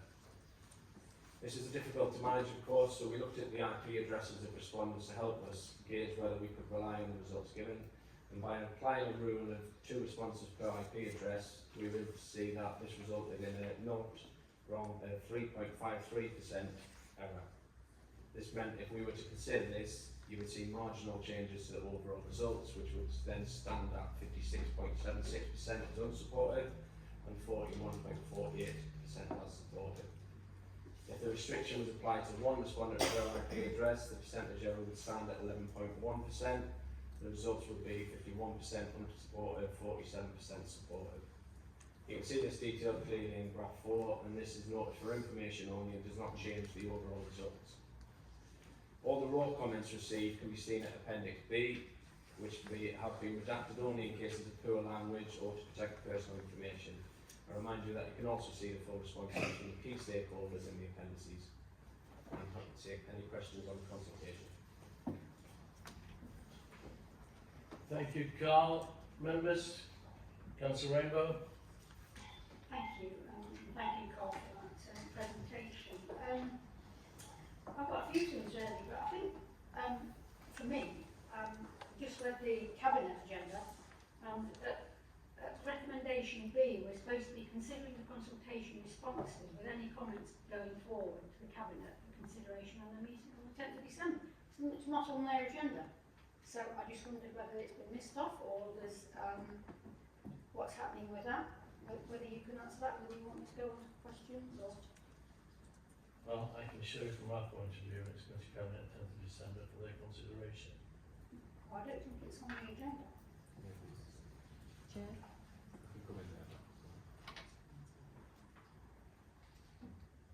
Just to say that the agenda published today for Cabinet is Cabinet Performance, and it's on the main Cabinet agenda, which is not published yet. That's the 10th of December. That's why that's answered that, so thank you very much. Thanks, Helen.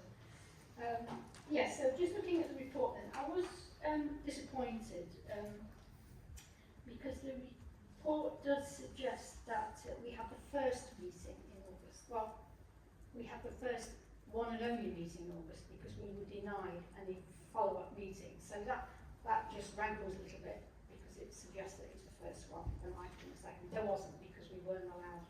Councillor Allen, Councillor Callis and myself did ask for a follow-up meeting and that was denied. So we had that working group meeting and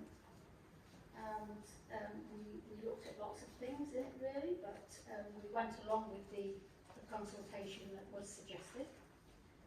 But it's very easy to spend other people's money, isn't it? £81,240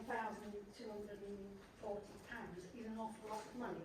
And I think if the responses were analysed from the public consultation, it'd be interesting to count how many times waste was in the consultation replies, waste of money, you know. I'll leave that one there. So really, we've got to look at what are going forward we'd like them to consider at Cabinet. And I think if they are going to go ahead with it, we need to ask them, are they still going to carry on with siting it outside Castle House? Is it a good use of public money? But I'm sure they will come up with a positive answer to that. Have they looked at having a deed of gift from the Town Council to the District Council? That's something that somebody has answer me that it should be a deed of gift. Has that been costed in to the other costings? And should they be looking for alternative funding for it? Thank you. Thank you, Councillor Rainbow. Councillor Jackson? Yes, thank you, Chairman. Again, interesting discussion on the stones. I think we all recognise that they have a slight importance now for Newark Town and that value there.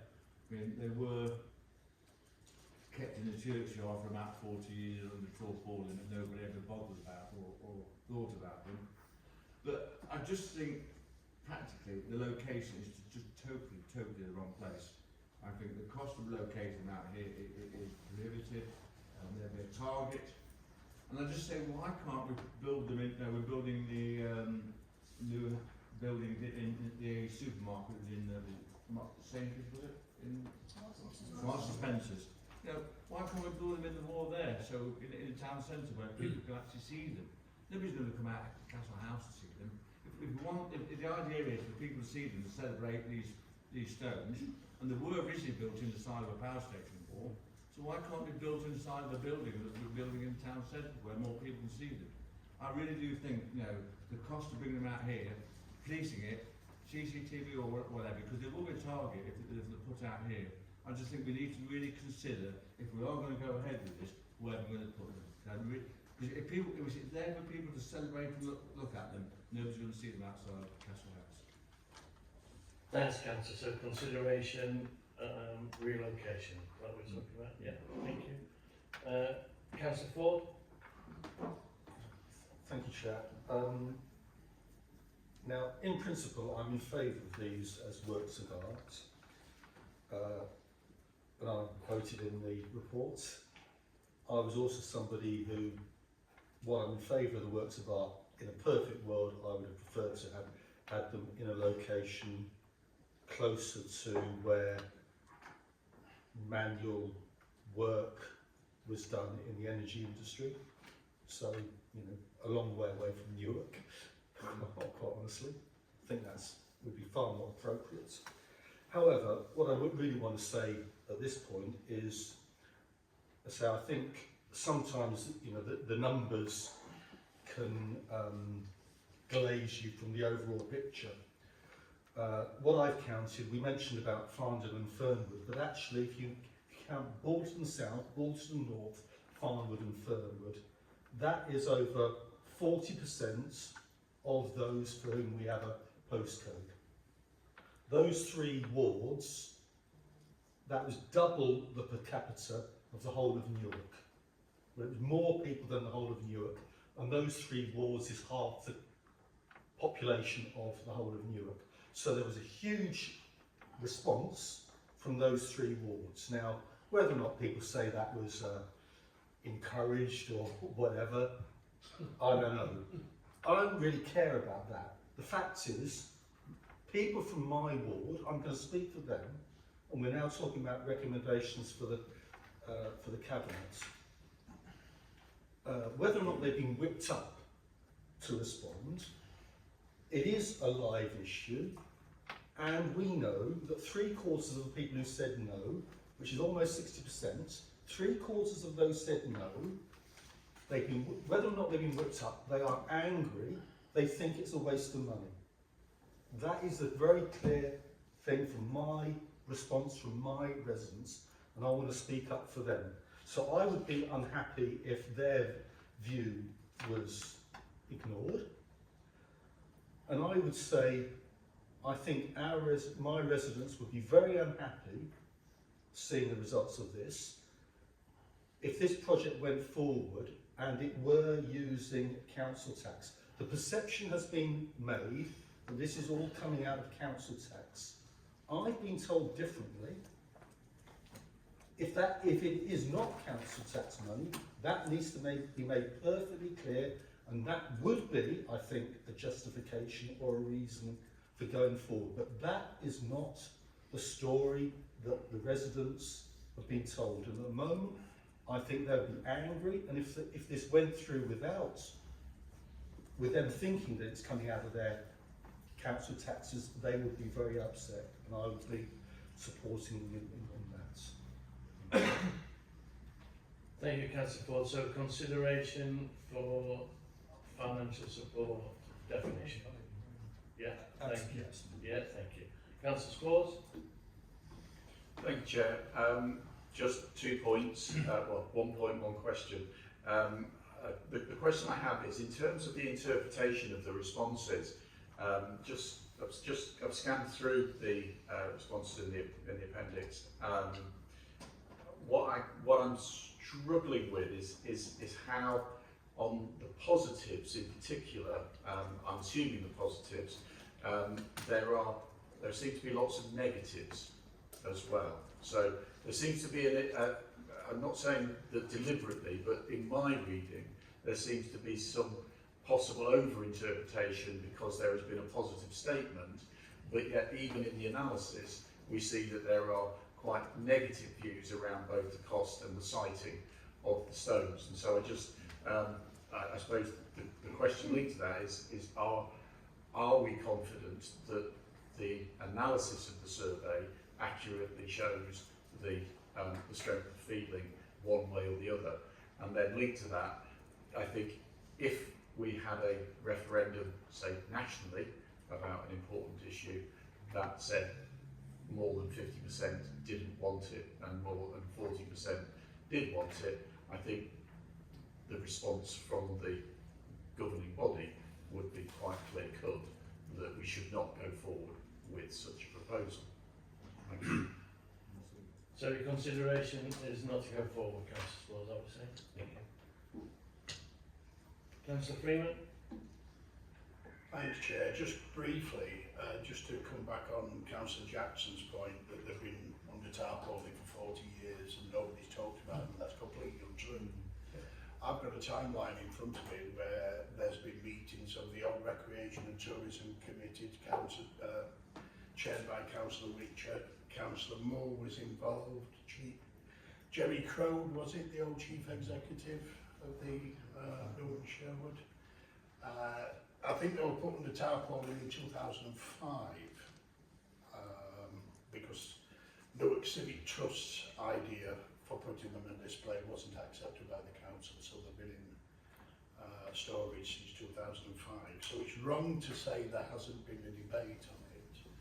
What has been a debate, quite clearly through the timeline, and quite clearly, I remember Councillor Allen raising it at the working group, was the location. And certainly I think that if the Cabinet do look at it, they should seriously consider the location. So consideration and location. Sound like a travel show. Councillor Allen. Thank you, Chair. I can't complain about the actual consultation. It's quite a good consultation. I'm really pleased with the engagement, especially from my ward, along with Jack and Simon as well. I'm really pleased with the top ward for engagement with that. That should be accommodated that our residents are engaged with that. But I think most of the actual answers back from the public are nuanced answers. And I agree with lots of what's said in the actual report. I think there's no right or wrong. I think people want to see them all in the right place. One other thing that worries me is on page 167, which is the police's report, and the police's additional comments. Because if you add those comments in, if we do everything the police wants to do, with physical barriers, shielding for the actual stones, it will put the cost up, it will double the cost. And that's what worries me. And again, going back to MSL, it's where it's going to get to the location. And as you said, location. I'd like to see them all in the right location. Thank you. Just to clarify, Councillor Allen, location. Thank you. Councillor Moore. Thanks, Chair. Thanks, Chair. Just to come back on what Councillor Ford was saying, I also was told that this is not a direct, the money spent on this is not a direct impact on council tax. This is money that's been ring-fenced for the arts and culture, whatever it might be. And I really, really believe after seeing what's been going on in social media, Let Us Be Advertiser, all of this, it's been a campaign of disinformation, generally from a particular area, who seem to have the most respondents to this. I think there needs to be some very open and honest clarity to the public to say the money for this project is coming from whatever budget it is, whichever council put that budget in place this year, last year, whenever it was. It's not affecting the council tax. It's not 1% of the council tax that's being spent. This money is been put on one side for a particular project. The way it's been spun in the media and social media is that basically all we're doing is spending money on bits of art when it could be spent elsewhere, when in fact the money has been ring-fenced in a particular budget. So I think that needs to be laid out properly from the portfolio holder and from cabinet, whatever it might be, so the true story, the actual story is reported, not keyboard warriors just whipping up anti-sentiment on the whole project. That's me. Thank you, Councillor Moore. So consideration is the detail of funding? Yeah. Thank you. Councillor Callis? I'm happy for you to take Councillor Brooks first. No, you're okay. No, you're okay. Before I go into my point, can I ask Councillor Moore what it is that he's accusing Farnham and Fernwood councillors of? He says disinformation. Have you got evidence of that? Because that's quite a serious accusation. It is, you're quite true. I'm just following what I've seen on social media. From us? No, not from you personally, Jack. Okay. No, I would never say that about you personally. No, of course not. The posts have been flying around in Simon's case, in Balderton, which is not you, in Balderton, a particular newsletter that went out about what the independents were spending this money on, and it has been just disinformation as opposed to honest information. Should we put it that way? And I think there needs to be a balance. There needs to be an actual balance, Jack, of the actual facts. Once we've got those, give the public the facts. Once they've got that, they can make their own mind up. What they're not being given is all those facts. There's been no mention of where the money, what budget the money's coming from. Nothing. And I think that is very, very wrong. I really do. So let's get all the facts out there to the public, go back to a public consultation and say, right, this is actually the truth. This is what you need to know, and go from there. And if they still come back with 50-odd% saying we don't want it, well then fine.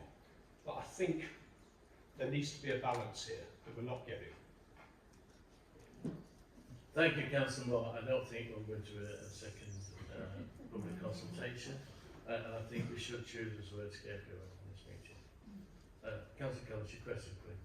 Thank you, Chairman. I completely agree, because when you accuse people of disinformation and compare that to the opposite, which is honesty, you are calling good members of this council liars, whether you meant to or not. And you're now presenting your hands as if you're saying what? You said quite directly that disinformation has spread. You said disinformation has been spread, and perhaps that is why the ward that's got the most has got the most. And that is complete nonsense. I think I've addressed that, Councillor Collins. Yeah. I did ask you a question. I know exactly what you're saying. I've responded to Councillor Moore as chair. Please. Well, thank you, Chair. Thank you for recognising that that was wrong. I do appreciate it. I'm a little bit concerned too that two members of the council have mentioned about where the money's coming from and saying it's not council tax money. I'm not aware that it's not council tax money. I don't think the council have been told that. So that is a little bit concerning. Is that one of your considerations? Is that one of the considerations to define the finances? What I'd quite like to know, why two members of this committee think that it's not council tax money, and why the rest of us don't know that. So the consideration went to Cabinet is to define where the finances are from. That's what we're asking. Where the finances are from, and why there's a misunderstanding amongst members. It's not right that I'm sat here with with having read the papers, with a completely different view to Councillor Ford and Councillor Moore, because it seems that they know more than I do. That is wrong.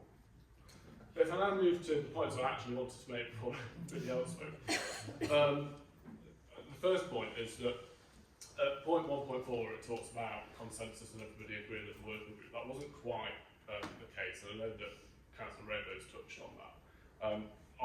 I was really keen that there were quantitative and qualitative segments to this survey, and I think that actually that might have offered some support and comfort to the points that Councillor Moore and Councillor Spores have made in terms of, do we know in each circumstance what people would have wanted? And it's something I sat there and said, are you happy with the project as is?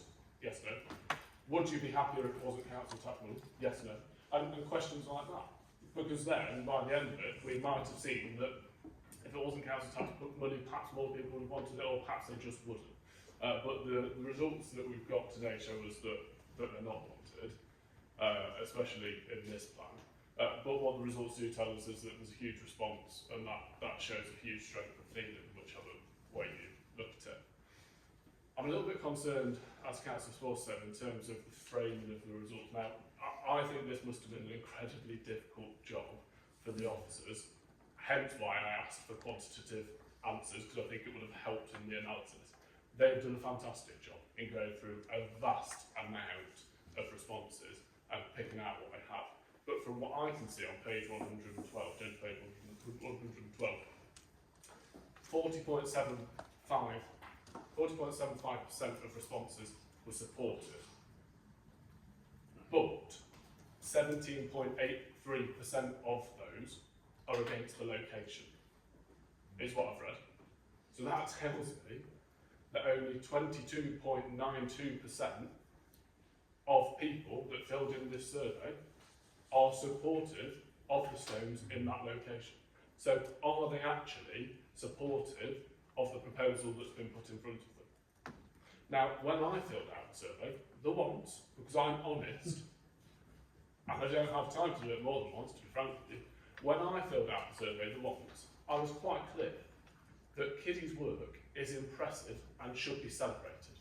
But I was also quite clear that I was against the proposal and I was against the location.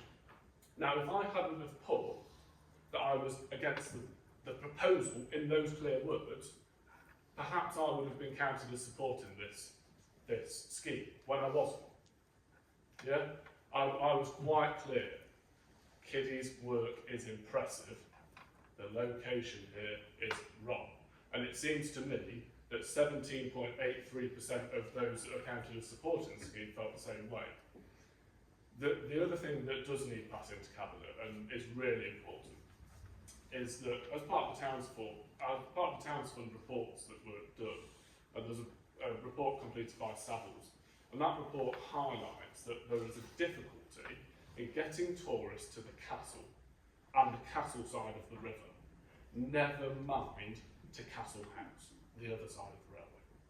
So there is a huge issue with location there, but actually that should have been picked up right at the very start. This is a report that tells us. Hopefully I've shown a strength of feeling on the matter, Jen. Hopefully you've managed to figure out what I'm trying to say about this. But I am disappointed that some members seem to have information that, as committee members, we've not been given. Thank you, Councillor Kelly. So, location, yeah, and cost. Just in terms of location, the consideration of the fact that within that 40-odd%, a good chunk cited they don't want the location. So actually breaking that out, picking it apart, 22% want it in that location, and that ain't a lot. Councillor Brooks. Thank you, Chair. I wasn't particularly going to speak on this, but I'm getting very, very frustrated at some of the comments that are being made. First of all the comments made have been very Newark-centric, I think is possibly the most polite way I could put it. I'm not going to go into the budgetary things, that's for somebody else to sort out, but was this a referendum or was it a consultation? Because some people have been speaking as if it was a referendum and therefore it's binding. Not when only 881 people have replied to it, it's not binding. 888 people is less than 20% of the adult population of Edwinstowe, let alone anywhere else. So I got a bit frustrated on that, simply because people are speaking of it as if it only matters what the people in the Newark area are saying. Now, I do appreciate that others, by the looks of the graph that we saw, from outside Newark, or Newark's, what can you call them, wider area, the wider area of Newark, haven't bothered filling it in. I think the figures will say that the others haven't bothered. That doesn't mean they don't care, it means that they don't have strong feelings either way. So I'm hoping that people aren't going to say that's what the people said. No, 57% of 881 people said that.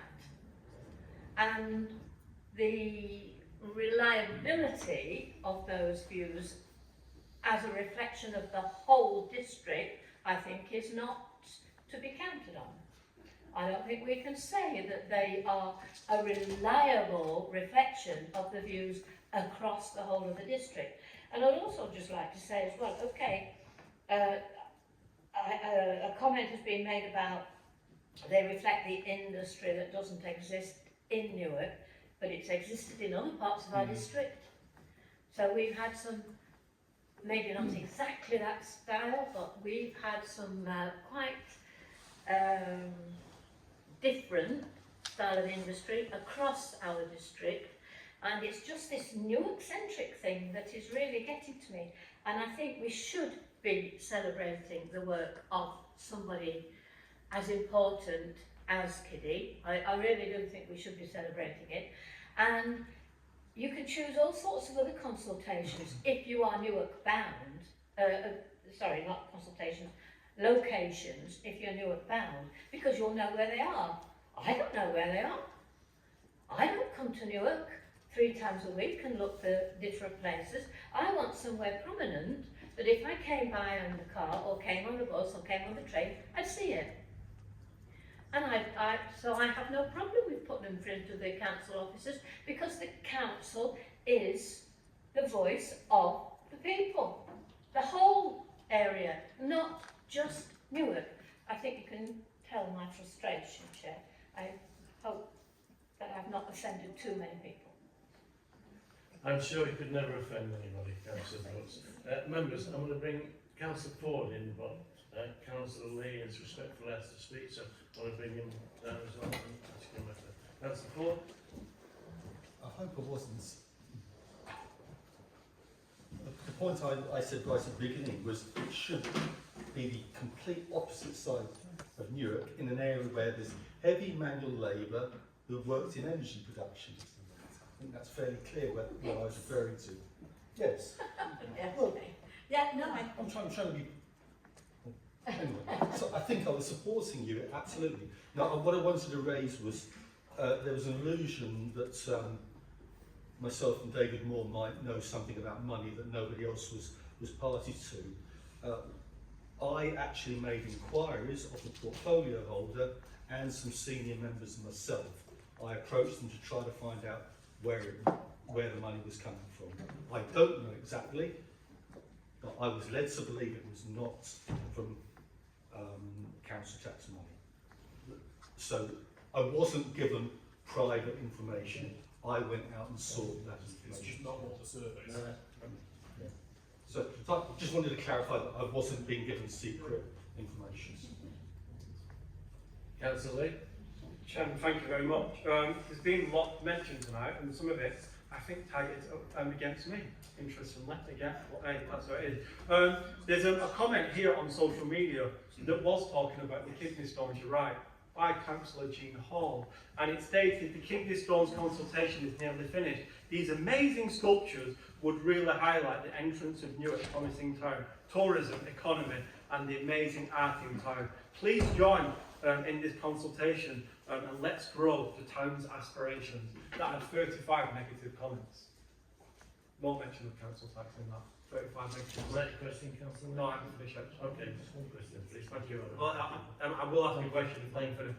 The leaflet that went out talking negative against the kidney stones went out in every single seat in European Sherwood. Went out in every seat, including Southwell.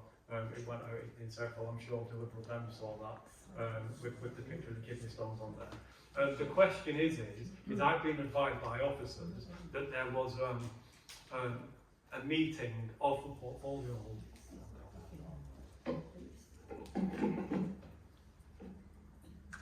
of the portfolio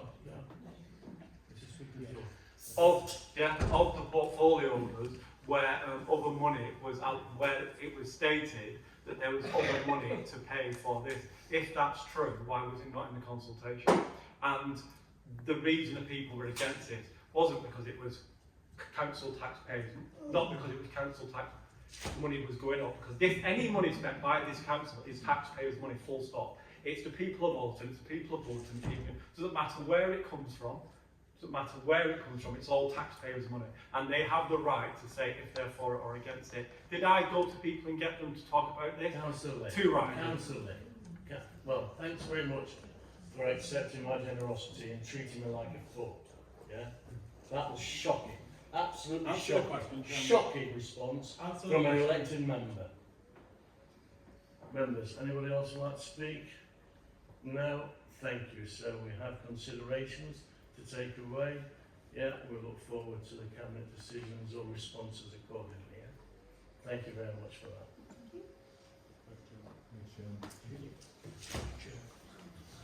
Members, we move to agenda item 11.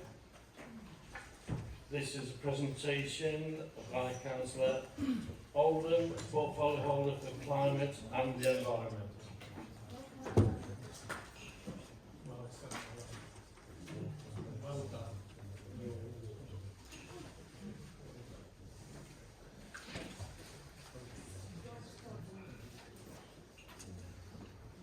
Thank you, Councillor. Thank you, Chair, for inviting me this evening to give a bit of an overview of the work to date. Some of the areas, if we go on to the next slide, some of these areas I have recently taken on from Councillor Melton, as some of you will be aware, so I might not go into as much detail on some parts as others, and then I may get overly enthusiastic and passionate about some of these things, so you might need to reel me in. But that's just kind of a snapshot there of now mine and Keith's positions, portfolio positions merged together, with the caveat that fly tip removal and street fencing has been moved over to Paul Taylor. So I thought that would just be very helpful for you to understand the changes there and what the portfolio position now covers. So it's quite diverse, and all of these great things only happen with such an amazing team. So I wanted to put that thank you out there first and foremost, because the team is huge, they're really spread out across the district, and sometimes it can be forgotten over at the depot, not being here in Castle House. So everything that I'm about to say is especially down to their hard work, so I just want to say thank you first off. Okay. So just a snapshot to kind of give a imprint into, you know, how big of a portfolio this is. Sorry, you have to bear with me as well, I'm not feeling too good. So the big numbers on the right, you know, this is huge services we're providing across the whole of the district. And I know last time in the PPIC meeting you was asking a breakdown between the trees that were given away and that were planted, so we've got them on there for you so you can see that now. So yeah, that's a really impressive number of trees, and we've got some really good announcements coming up on the next few slides.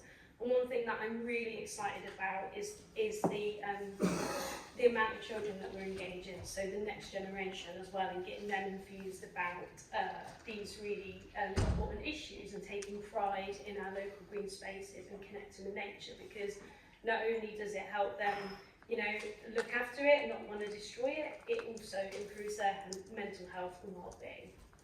And these services are also bringing in money to the council. Oh, thank you. Our garden waste recycling has been a huge success. It's bringing in 775,000, and the solar PV that's been installed is saving us 42,000 on energy costs. And we'll go into detail on all of these. That's why I'm not trying to drill down too much now. But it's just to give you a snapshot, really, of the big areas that we're working in. And as hopefully a lot of you can remember, in our last resident survey, 2 of our services came out as the top 5 most important to our residents. And that was the provision of green space and recycling and waste management. So I'm really looking forward to walking through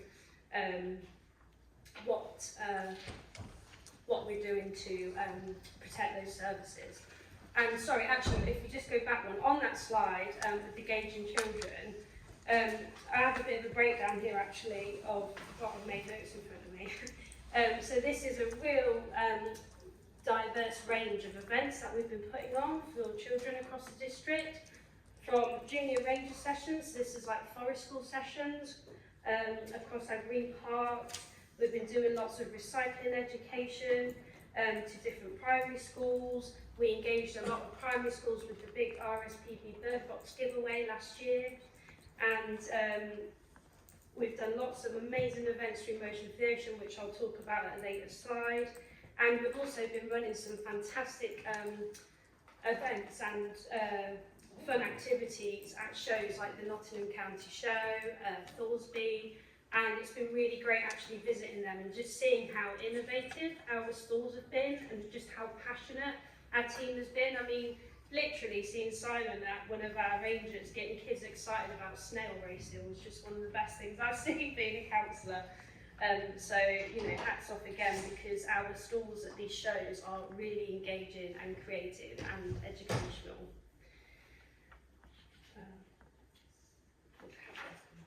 So, this is the area that I have recently taken on.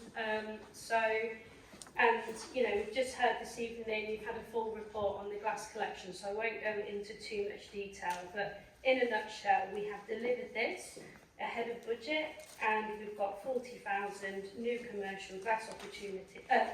The take-up is around 40,000 residents, and we are also exploring new commercial glass opportunities, which could hopefully help boost this service even more. We've also taken on your feedback this evening about better communications around collection dates, and we will go away and look into that. And as I said, our garden waste service continues to grow, and we are on track to achieve our highest ever recycling figure this year, combining all of these elements. So all of the cardboard, glass, garden recycling, so I think that is a massive achievement to this council. However, we know we can still go further. So the graphic on the right is just to reassure you that we are still looking at ways to improve recycling and reducing contamination even further. So a couple of exciting things that the team are working on right now is the implementation of a recycling app. So this is going to use AI, a bit of a buzzword at the minute, to help basically help you scan an item and help you identify if it can go in the recycling bin. So is it a recycling-friendly plastic? A lot of people get confused about bioplastics and all of this, so I think this is going to be a really great tool in just giving the residents the tools they need to just make those everyday quick and easy decisions. And in that app will be incentivized reward schemes with cash prizes. And the team are also working on a digital pack as well to go out in schools, which will be a range of fun games so that we can, you know, hit them while they're young as well, and that they're putting the right things in the bins at school and back at home. And then also looking at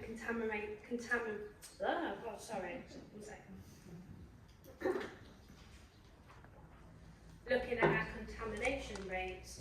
A new contamination sticker has been designed, so that's going to be rolled out soon as well to help residents, and we're also going to be doing a targeted communications campaign between December and February, including lots of social media posts, just to really help residents understand what goes in what bins, because it is getting more complicated as more products come on the market. Okay, So this is a slide that makes me very excited. So this year we successfully retained 5 green flags for our award, for our parks, and it was brilliant to get our 5th green flag this year for the amazing work at the Queen Elizabeth Memorial Gardens. But I have to say it, also lots of us know it as the Library Gardens.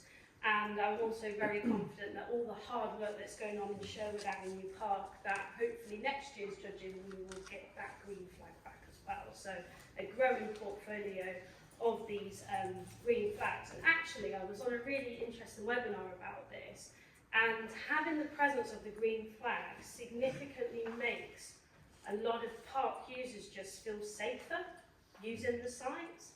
Just the presence of that green flag, they feel that they're in real safe hands. So even just being able to provide that extra level of kind of security and peace of mind for our park users is a real joy.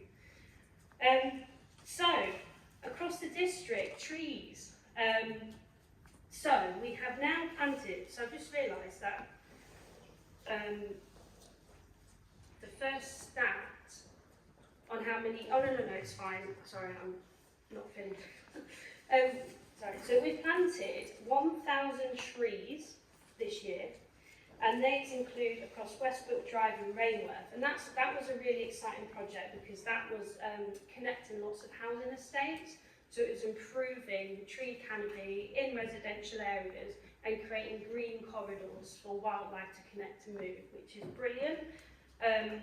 And we've also been planting more trees at Fickle Water, and have been restoring the ancient orchard at Sconson Devon Park. And whilst it looked quite destructive at the start of that project, a lot of the residents now have genuinely written in saying how beautiful the orchard is looking, and I just can't wait for the blossom to start arriving. You know, these are all native fruit trees. It's restoring the history of this site that goes back to the war. And it's just going to be an amazing asset where residents can come, they can forage for fruit, and whatever's left, the wildlife can help themselves too. So that is looking wonderful as well.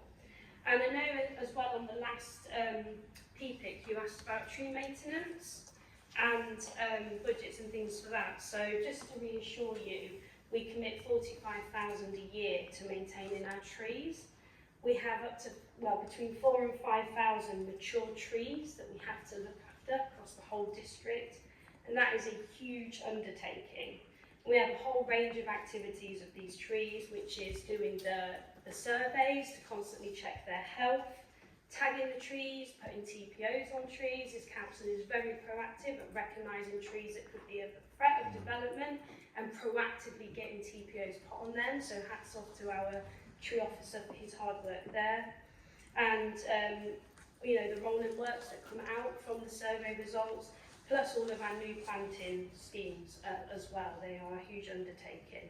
And you know, we really pride ourselves on the highest standards for our trees across the district, and by protecting that budget every year to make sure that they get the good maintenance that we need. And it's not just about trees. I think we need to stop focusing always on trees. There are lots of other great habitats that are really important. At Vicar Water Country Park, we've now put in a new native wildflower walk. It's got lovely pathways, little willow tunnels are going in, bee posts and planters. That's going to be a lovely addition. And a Rose Memorial Garden's gone in there, and also at Sconson Devon. So residents can, we get a lot of requests for benches for sadly lost loved ones. And so what we're trying to do is create these areas of reflection where you can basically pay for a rose, and that rose gets planted in memory, and there's some seating there and you can sit and reflect. So we've brought 2 of those to the district, which I think is going to be a lovely addition. And in December last year as well, we also looked at riverways, and we've got a fantastic partnership with Nottinghamshire Wildlife Trust on the 3 River project, and this has been funded by the Southern Trent. And basically they've been doing a lot of work on site to help improve the flow and to help try and remove pollutants and things out of the river that goes through Vicar Water Country Park. So it's really great that we have an exciting role in that, in helping slow the flow, reducing flooding and cleaning up the riverways. And moving on to our play parks, you know, we secured £500,000 to help Newark Town Council do the transformational changes at Sherwood Avenue Park. We've already got fantastic new children's play equipment, we've had the water features just put in, we know the skate park's being built right now, and over the winter there's going to be extensive tree planting and a nature zone be put in, so it's going to look even more incredible in the new year. And we know in the short time it was open, it was absolutely flooded with people every single day, to the point where the equipment doesn't feel so new anymore, but that is a good sign that it was well needed and is already going to be a well-loved space. In Sconce and Devon, it's about to undergo a full LED retrofit, again enhancing our green credentials and continuing on to be an exemplar green site. And money has also been secured to build an on-site classroom and learning facility at the Hole. So for anyone that doesn't know that bit, that's like the gated off access bit, Sconce and Devon, and that's where our rangers are very busy doing the kind of group sessions with the brownies, the guys, the scouts, the forest schools, the schools. And I've got to visit a couple of those with my children, and it's just fantastic seeing them all learn and get dirty and hands on. It's just brilliant what they're doing there. And also, one thing that's been really important is improving our accessibility across our parks and play parks and green spaces. So one example is in June we developed new pathways across Sconce and Devon to improve the accessibility across the park, linking up existing paved routes, allowing wheelchair and mobility scooters to access areas of the park which was currently inaccessible. And we've also been told as well that that has also then been really key when Sconce has flooded quite a lot recently in helping people get access across the site. And as part of the 350k investment into 10 of our play parks, wherever possible, we made sure we put in play equipment that was suitable for all ability users.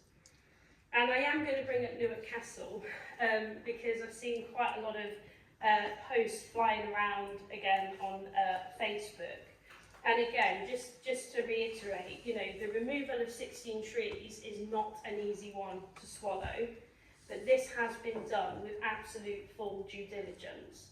It got full planning permission, all of the trees had full surveys, we had a full ecology and biodiversity survey, and again it has been done to make sure that when the Castle Project Gatehouse goes in, all visitors have an equal enjoyable experience and entrance up to the gatehouse.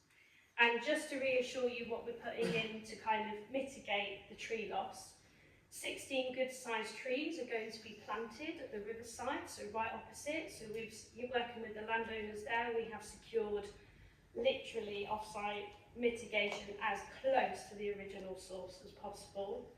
And at the time, whilst BNG wasn't mandatory for this planning application, of course, at NSDC, we wanted to make sure we did have an overall net gain, which we had done. There were no active bird nests recorded during the survey, and we're going to be planting a huge amount of native nectar-rich plant and shrub species all throughout the site. And we're going to be the trees were felled to completely avoid nesting season together. We've made a point of making sure that any of the trees that have been felled are retained on the site.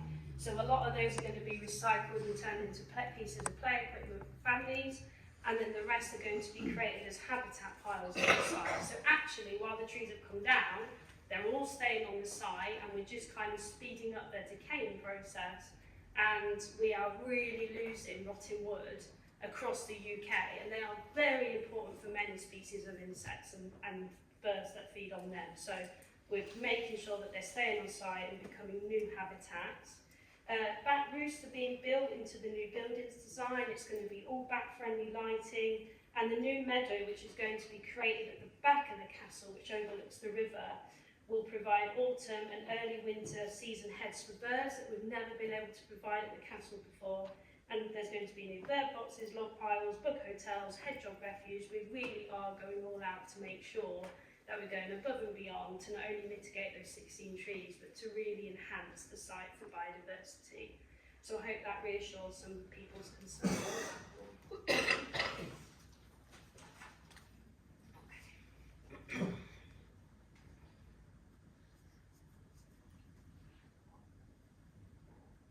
Okay, climate obtained. So I think Gregory did such a good job earlier this month and gave you a really detailed paper. So I'm going to keep this one a bit brief because I'll just be repeating a lot of the information that he's giving you. But our key achievements basically in this area is we've now delivered PV on 5 council buildings and under budget. And that was at the Newark Sports and Fitness Centre, Beacon, Vicar Water, Dukeries Leisure Centre and Swanson Devon. And with the under budget we've spent, we're now looking at opportunities to reinvent those savings into other green schemes, including some major tree planting schemes with the county council. I can't say too much on that right now, but these are very big tree planting schemes, and if it goes ahead, would be a serious part of our carbon mitigation measures. So as a council, there's always going to be things we can do to reduce our energy consumption in the first place, our carbon consumption in the first place, and then there's going to be, but there's always going to be a fraction that we just can't, and so you have to go to carbon offsetting. So it's really important as a council that we're being proactive in looking at major tree planting opportunities, that we're not just investing somewhere across the outside of our district across the country, but right here in the district, and that we would be responsible for helping maintain and keep those trees alive and healthy, ensuring that they capture carbon and live long and old to capture even more carbon. So I'm very proud that those plans are progressing, and as soon as we can bring this to members, we will do. We're very excited about that. Gregory also spoke about our decarbonising plan with the Carbon Trust. So that's looking at potential whole wave of methods across all of our assets, from changing fuel sources of the fleet, looking at green tariffs that we can tap into and change, and looking at whether we need to re-examine our current targets. So again, as soon as we have the full audit and recommendations, I look forward to bringing those to you all for decision. And then, I know we've talked about the Green Rewards app, but I wanted to bring it up again because sometimes as an individual we can think, oh, what is my little one action, going to do? My one little trip walking, or, me putting that in the recycle bin, or, it's sometimes very hard as an individual to feel your impact when you get an overwhelming sense of kind of betrayal or let down by leaders or whatever you hear in the media. But I think Greg said it last week, that earlier this month, that actually we have very engaged residents. We have very engaged residents around the environment. We had the highest average actions logged per user in Nottinghamshire, 63.1 average actions per person. Compared to all of the councils in the country. So I thought, hey, go Newark and Surrey District Council, and together they have avoided 73 tonnes of carbon. And when you put that into perspective, that is more than what we are going to save in a whole year from all of the solar PV on our Newark Sports and Fitness Centre, Newark Beacon, Swanson Devon, Vicar Water combined. So it really shows that when we step up and engage our residents, empower residents, give them the tools to help them make these daily decisions, it builds up and has a positive impact. So don't ever think that your little impacts don't add up, because they do. And we're organising an event in January to promote the app and encourage more people to uptake it and make sustainable choices. And it just makes you feel good. And I also was speaking to Nigel as well about the climate awareness training, because I wanted to see how effective that was in delivering its outcomes. And we had 12 councillors and 50 officers attend, and looking at the feedback, I think overall as a council that was very insightful, and knowledge on climate change and how it impacts different sectors within the council has really increased as a result of that training. So well done, and we're going to be looking into some training opportunities around the net zero agenda next as well. So hopefully many of you will uptake that training when the opportunity comes. Okay, so I have quite an exciting announcement for this side. So this week is National Tree Week, and really pleased to announce that we've been developing a fantastic new partnership with the Woodland Trust. So earlier this year, the Woodland Trust developed a new tool called the Tree Equity Calculator. And this basically looks at loads of different national data sets of tree canopy cover, social economic statistics, health statistics, and it basically maps out areas where it's data-driven tree planting, basically. So it's saying if you want to plant trees to have the greatest impact on people's health and well-being, and also, you know, where areas are at higher risk, so maybe their streets might be a couple of degrees hotter because they've got no shade from trees, and this is where you plant the trees. So we did that exercise with the Woodland Trust, and we've identified Hortonville as one of the sites that really does urgently need more tree canopy in the area. So, yeah, sadly Hortonville is not only below the average for the district, but across the whole country. So this partnership is going to work with the local community. We've already mapped out areas that are within our gift and where we can plant on our land, but then we're also going to be doing some community engagement with local residents to encourage them to take trees, put them in their gardens, and we're working alongside community centres and schools. And there's going to be a series of events throughout the year to help the community learn about the importance of trees, why that area has been chosen, for them to understand what risks there are and the benefits that tree planting scheme can produce. And we will be starting to plant those trees up this winter. So I feel like that is a really exciting pilot project, and it's also exciting for the Woodland Trust because, as I say, it's data-driven tree planting, making sure that the right trees are going in the right places to have the greatest impact on our residents. And other ways we are working with the public. In June, we really did go big for the Great Big Green Week, and I must thank my predecessor, Councillor Melton. He really had a great appetite for this and pushed this. And a range of activities we did in that week was insane. I don't quite know how our team fit it all in, but we did a big street scene focus week in Southwell. And the reason why that was so exciting is because we've been doing lots of sustainable methods of maintenance. So in 2020, the council stopped using glyphosate in the town's parks and cemeteries. And then in 2023, we partnered up with Notts County Council on a herbicide-free maintenance trial on all open spaces and housing, communal land in the area. So limiting pesticide use has not only provided health and safety benefits to residents, but it's supporting biodiversity by allowing more wildflowers, insects, birds and mammals to thrive. And that trial, as far as I'm aware, is going really successfully, and perhaps we could start rolling it out across more areas as well. We also launched the Green Champions scheme. So this is to help residents, basically they can sign up to be a green champion and they get sent all the litter picking equipment, all the PPE, and they get advice and help in organising litter picks across the district. We hosted a big 999 safety event at Sconson Devon Park, so that was all around safety, around water, wildlife crime, and then of course we tapped into our Motion for the Ocean and spoke about the impact of littering on our waterways. There was all sorts of great stuff there from the police and fire and rescue, from how to handle fire hazards, first aid training. It was a really great day.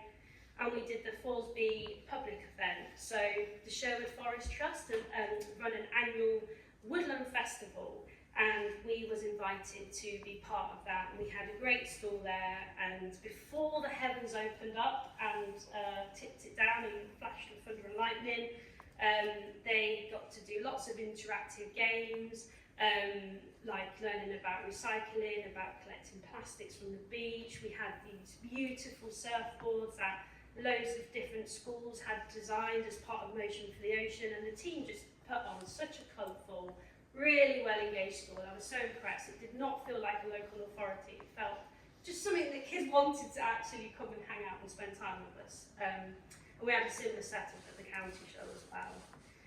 And then last year we donated 20 bird boxes to local primary schools so that they could get involved with the RSPB Great Big Bird Watch. And it was so great. We got such lovely feedback from schools that we thought, well, what could we do this year to engage schools? So that second picture there is us working with the students at Newark College. So they basically designed a prototype of a back box, and then their students went away and had to make these back boxes. And I was there when the students were making them, and it was great because they really did have to learn about the whole design process. So why they need the ridges so the bats can get in, and about the bats' physiology and how to make them watertight and why it was important, and the ventilation. And it was brilliant that the students were learning all of these skills. And one of the lads said to me, I'm going to go make these some Christmas presents. I'm really excited I've learned this skill. And so again, we have donated, we've put a call out over Halloween as a bit of an awareness as well, because sadly bats are declining in this country, and encouraging schools and secondary schools to take upon this offer and have a free back box. And we've given them advice on the best place to put them.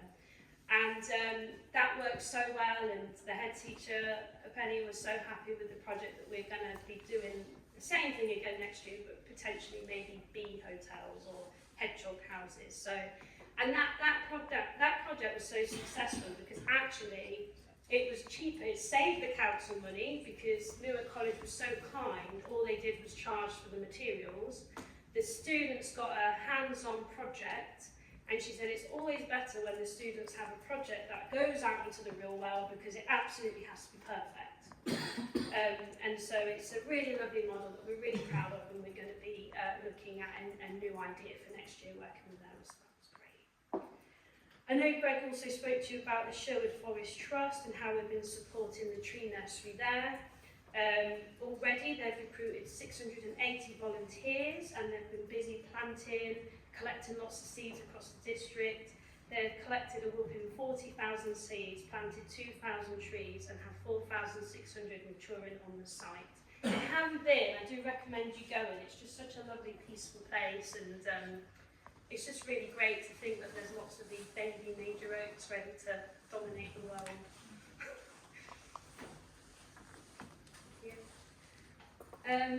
Okay, and then so back in January, just to remind you all, we all together unanimously approved the motion for the ocean. And this was quite huge for Newark and Sherwood District Council because we actually became the first inland council in the UK to declare this commitment, so we actually did attract quite a lot of media attention. And already we've made a big impact to date. Who else can say they've had a giant sperm whale rock up in the district? And for anybody that didn't get to see this sperm whale, inside was an interactive puppet show, and I took my kids in there, and honestly, it was weird. It smelled like the sea inside, it felt like the sea, it sounded like the sea, and the puppetry was so mesmerising, and the storytelling was just so engaging. And there is a bit where this turtle swallows a load of plastic in her big migration, and she gets really ill. And the kids have to physically pull out the plastic out of her mouth. And in that moment, you can just see the penny dropping, and these kids like, oh, okay, I understand now that why plastic is bad and how it's hurting people. And they are the heroes, you know, they pull it out and they fix it, and they're like, yay, the mummy turtle saved. And it was quite an emotional moment, actually, seeing the kids so engaged in this. We've done some amazing graffiti projects in Boulderton with school children, and Sue Stock's just done an amazing job at doing some educational projects across our schools. So being given briefs about Motion for the Ocean, why it's important. They've been doing fun things like doing comic strips in schools, decorating surfboards which have been on tour. They've been put up in the Newark Town Hall. So we're already making great progress, and this has all been done today on existing budget and resources and work with partnerships. But in January, I will be bringing our actual action plan to Cabinet, because there are things in that motion that we haven't started yet. But it's great that we, while waiting to do that action plan, our team have been so proactive in doing all of this already. So I really look forward to bringing the action plan to you all in January, and hope that you'll support that so that we can achieve even more around this agenda. And then finally, because I'm getting dry, I apologise, I have no idea how long I've been talking for or if there was a time limit. We're nearly there, sorry. It's a big portfolio. If Keith was here, I would have taken half of the time up. You'd have taken job on that. True. So yeah, air quality. I know this is really important to you all at PPIC. I know this has been a highly debated topic. And I want to reassure you that, this is embedded in our community plan and we have pushed for more resource around this. Just to give you a bit of a flavour of what we've been doing very recently, we have been focused on an anti-idling campaign, so actually making parents aware, not just parents, but a lot of people aware that this has been very focused around schools, because a lot of the complaints we've been getting in over the last year has been idling around schools, and the worry of this, because the exhaust fumes are at the same height level as kids. So we did a brilliant filming project with local schools, so they were the champions, and that's been shared out across our social media channels, across all of the schools. And in phase 2, there's going to be more resources in that pack, so stickers, we're talking about little fines that the kids can hand their parents if they're being naughty and idling and things like that. We're also deploying indicative air quality monitoring equipment outside Barnby Road Academy. And this is going to help us understand the comparisons of air pollution during school term hours and holiday hours to see what impacts it's actually causing in those areas. And we can do a bit of a review and have a look about, if we have that data, we can use that to educate people even more and understand what to do to strategise around that. And to ensure pollution from industrial processes is kept under control and that we comply with DEFRA inspection targets, we have undertaken 11 of the 12 permanent inspections scheduled for the quarter to ensure all the emissions across these industries are being controlled. One of these 5 have followed up actions requiring the submission of additional information following the inspection, so they know we're taking this seriously. And that is a huge part of this service that NSDC provide, and so that takes up quite a lot of team capacity in just doing the pollution control measures across the district. So what we've now done, and thank you Councillor Ross, you really helped me, we have achieved more capacity now, and soon we're going to be recruiting for a part-time member of staff to really ramp up our focus on air pollution monitoring. So that will be looking for funding opportunities to do more testing, especially of the PM.5 and below molecules around the district, and really taking some of this to a new level, like our anti-idling campaign. So it's great that we are now committed more resources to this area, and look forward to updating you on that when the person's in post and got their feet under the table. Okay, I'm sure you've got questions. Thank you.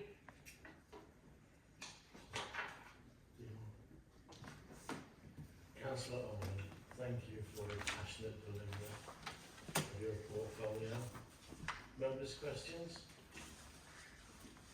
Councillor Brooks. Thank you, Chair, and thank you, Emma, for that. Your passion and enthusiasm come across really well. Now, that's not a criticism, that is a fact, and I think that's good. As ever, I'm going to concentrate on the fact that quite a lot of what you said was Newark-centric again. Now, you have mentioned Vicar Water, and so I know there are things going on there, and I know that perhaps you are more limited in what you can do at my neck of the woods, as well as Vicar Water, which is one of my neck of the woods. But an awful lot, and I do look on the website as well, an awful lot of money has been spent on play equipment for children here in Newark. What's been spent on play equipment for children in Vicar Water, for one thing, and the other thing is, where there are no Newark and Sherwood council play sites, such as Edwinstowe, why can't we, as a council, work with the parish council to help improve their car park, their play parks, not car parks, their play. Mind you, if you can help with the car parks, it's real good. Because they are a parish council struggling to improve their parks and haven't got the resources that the district council have got. And the river that goes through Vicarwater is the Mourne, by the way, and it also goes through Edwinstone, and a lot of work needs doing on it there. So if you're working, if you as a council area are working with the Mourne at Clipston, could they work with the parish council again at Edwinstone, where it is very silted up and where it causes flooding? So it's, again, it's lovely to hear of all these things, but I think I would like to hear more of what is happening away from Newark, as well as what's happening in Newark. I'm just going to check that I'm not missing it. Oh yes, you mentioned the Wales, for example. You took your own children in there, which is brilliant, because you can walk to it. We can't. So we are 16, 17 miles away. How do we get here? There are no buses. Well, I think there's one a week. Is there one a week? I'm just looking for some advice. I think there's one a week. Not necessarily one back, but there's one a week. So there are still things, I think, that we're not looking broadly enough at. That does not mean I want you to dampen your enthusiasm for the things you are doing, except since I live about 100 metres from Sherwood Forest, trees are not my centre of interest at the moment. We've got plenty. So thank you, Chair. Thank you, Councillor Brooks. We'll let you collate that and answer Councillor Brooks at a later date, if that's okay. You want to come back? Yeah, can I go back now? Yeah. Thanks, Chair. No, a really, really good point there. And, you know, just to reassure you, we did our biggest tree planting scheme was in Rainworth. And the 2 new nature parks that we're looking at creating with Notts County Council are not in Newark. So that may also be happy with that. Or Southwell, no. And with Vicarwater, you know, the project there is looking really lovely, and we have put in new bits of wooden play equipment, so like dragonflies and things. But I absolutely agree with you, and I've asked some of these questions. So the allocation for the funding for the play park improvement was allocated before I was even in council. And I wondered how those areas got chosen. And I have been pushing, you know, Matt Finch is very aware that I want to see more investment in more play parks across the district, so I am pushing for that. And the more of you that help push for that, I think is great, because you're absolutely right, and I've echoed those concerns. And we have been having chats with RSPB at Sherwood Forest, because they're very keen to have the whale there and host the whale there. So again, when the motion for the Ocean Action Plan comes forward, I think you'll be quite reassured that we have really thought district-wide there as well. And the Three Rivers project, the current project we're working on is huge. It's going to take a lot of time to complete that phase, and that we've got funding to do that. But I will take your point back to Matt Ady about, can we do something with Edwinstone Parish Council for phase 2 of that project? And can we look at some funding options to extend the impact of that? So I will take that away. But I absolutely agree. I want everybody across the whole district to have access to good quality play parks and green spaces. So I'm very passionate about that too, and will be keeping pushing for that. So thank you. Thank you, Chair. Thank you, Councillor Moore. Thanks, Chair. Yeah, just to echo what the Chair said, and Celia said about your passion for your portfolio and what you do. I know you've got it. Yeah, it's wonderful to see it. Its enthusiasm is great, and please don't stop. You've answered a little bit of a question now about play parks.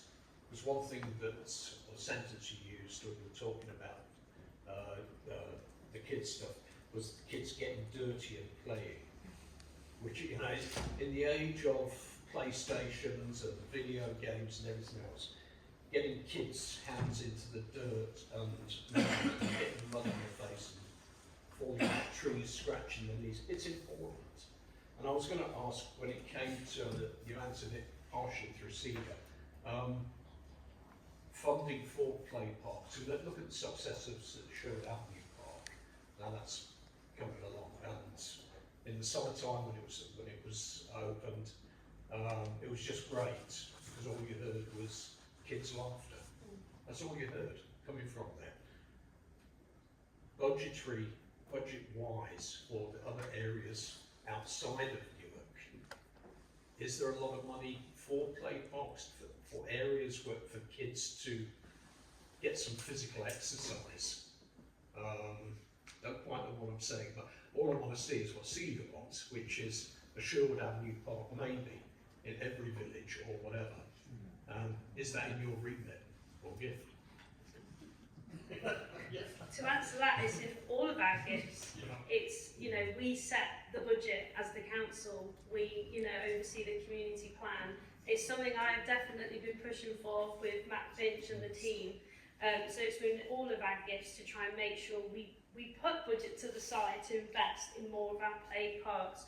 I guess one thing I didn't say, you know, rushing through it all is, you know, we have been also investing in, you know, restoring football pitches, providing all sorts of BMX opportunities, you know, there's so much we're doing around this. I could have spoken to you all night. So it's, you know, and that is kind of district-wide, but I think my plea to all of you is, you know, we as a council, it's in our gift to secure that budget, and I think we should seriously look at that. And it's nice to hear that lots of you are also passionate about that, so I'm sure we can make that happen. As for external funding for play parks, I don't think there's a lot out there, but you know, we have recently brought in more capacity into the environmental team, and one of the jobs under that is to look into this, because Matt knows this is a passion and ambition of mine, and so she is looking into, you know, more play park provision. And also, you know, like you say about the getting dirty, it's similar to that, but I really do think we need more water-based play equipment across the district as well, so I was very keen to make sure we kept that water reel in at Town Park, but I still think this district is absolutely in desperate need for a splash pad area. You know, as we're getting hotter and hotter summers, and those families that can't afford to go to the sea, can't afford family swim to cool down, don't have aircon, you know, they're having to leave the district to go to Retford or Grantham at Wyndham to do these little free splash parks. We should have one in the district. We should be, you know, so we're also looking and scoping at options and costs for one of those as well. So this is an area I'm very keen to grow, and the more support around this room and in the council, the better, David. Thanks. Councillor Jackson. Thank you, Chairman. Mine is working, yeah. Yes, thanks, Emma. Thanks, a great presentation. Yes, your enthusiasm is just shine through. It's really great to see that you're still getting young people in the schools involved in everything we're doing, because I think that is most important. They are the future of everywhere, isn't it? And we can educate our children in the right direction, then the future holds a better going forward. I think Sherwood Avenue, when we talked about Sherwood Avenue, I think that was in conjunction with the town council, wasn't it? Yes. It was, and I think some property was sold funded anyway to get the money, so it wasn't coming out. Can't see it. Garden waste, fantastic. It's the best thing we ever did bring back in house, because originally it was done by the district council, and it was really great that we are now seeing the benefits of that and a great income coming in. I personally don't see how it really should add to our recycling rate, because I don't really class it as proper recycling, but it does. And going on to recycling, I just wonder what the contamination rates are like. It's always very difficult to try and get people to the right stuff out, and you have addressed that a wee bit. And I think there's a national survey done recently, and they still say about 50% of cardboard and paper does not end up in the recycling thing, ends up in the residual thing. That's a natural thing. And I know it's difficult, get that message out there to people, put the right stuff into the right bin. And I've always advocated that we should be putting pressure on government to say to manufacturers, all packaging. Councillor Jackson, just 1 minute. Councillor Cummins, Councillor Hayes, can you please be quiet, please, while I'm speaking? Councillor. Okay. Sorry, Councillor Jackson. No, that's all right. I mean, I just think there's a strong case for putting pressure on the government, and I've said it before when I had that portfolio. that all manufacturing packaging should be recyclable to make it easier for everybody. You know, you say that you have an app or something to say, you know, what plastic can go here, what plastic can go there. There's, in this day and age, there should be no reason why everything should not be recyclable. You know, that's what we want, the green thing. You mentioned about trees, planted over 1,000 trees, which is great. Does that include the ones we give to the residents each year? And are we still doing that? Yeah, okay, so that's extra as well, which is great, because that encourages people to do that. I'm really pleased with doing the tree survey, because I really wanted that. There are a lot of trees out there that do need big care and attention. It's all right planting them, but we need to, in a sense, essence farm them, look at them, so they do produce. The PVs, yeah, great, lovely to see. I still advocate we need batteries with them, that we could get the better use, and the batteries do pay for themselves in a very short time going forward, because you know you put that power back into, especially into the daytime of using the buildings to get the best value of the electric that you're getting. And also you talk about a big tree planting project, which is great to hear, but there are actually a lot of grants for tree planting and maintenance going forward. I don't know whether council is eligible for that or not, but maybe if you look into doing it with some partners, you might be able to tap into some of those grants for getting those trees. And all I would say about air pollution outside schools, maybe better some more people walk to school like we used to in the good old days. You know, not driving 10 yards down the road to drop them off. Anyway, thank you, Chair. Thank you, Councillor Jackson. I think we'll all agree with that. Councillor Allen? Thank you, Chair. Earlier we heard about the waste collection from the glass recycling. I was a bit shocked that we don't capture the details or the data behind how many bins are actually empty. I think nowadays, like everything else, like every business, like every organisation, data is king. And I think it should be a data-driven look at everything, a review of everything. Because it's very important that we capture data to allow us to plan for what it is. And in the future, I know some councils have a chip in the bins, so they can see what's happened to them. Could we do something like that? I know it's an earlier location. But nowadays, it's more about data. Thank you. Thank you, Councillor Allen. Councillor Spores? Thank you, Chair. Just a quick question from me. It's a similar question to one asked when we had the presentation about the glass recycling. Are we tracking forward in terms of where the recyclable material ends up?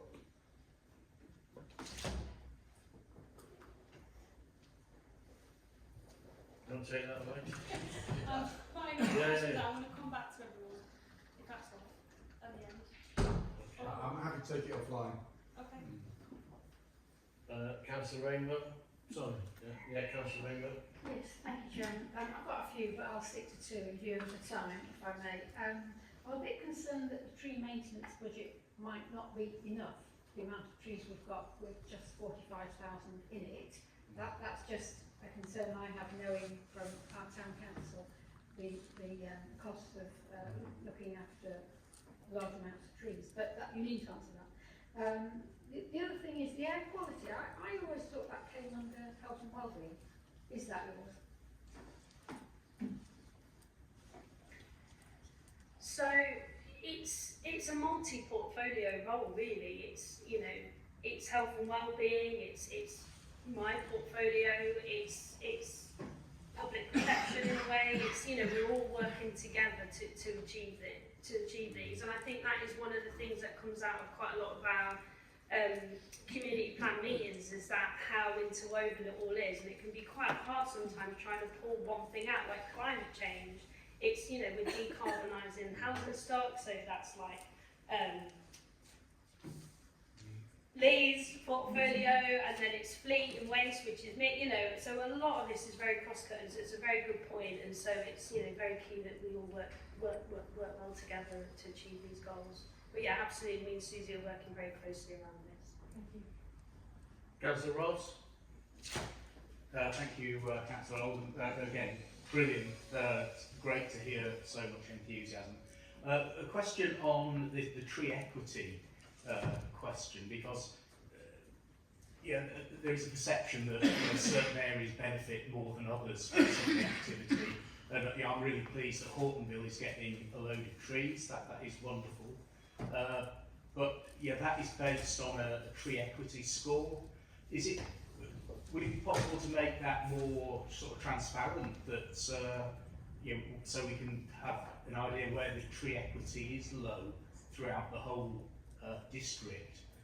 So where the target areas will be for intervention on that. I don't dispute the benefit of it. I think it's a great programme, and it's great to be able to put numbers on tree equity, because it allows you to, it gives you the evidence to justify the actions that you're taking. I think that's really important, to have something that's transparent. So if it is possible to get more data out there and make it public.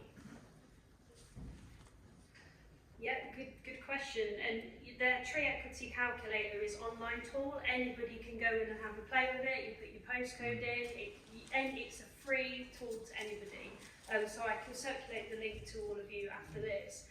The two areas that came out as a real kind of red flag, really well below the national and district average, was Hortonville and was Brunel Drive.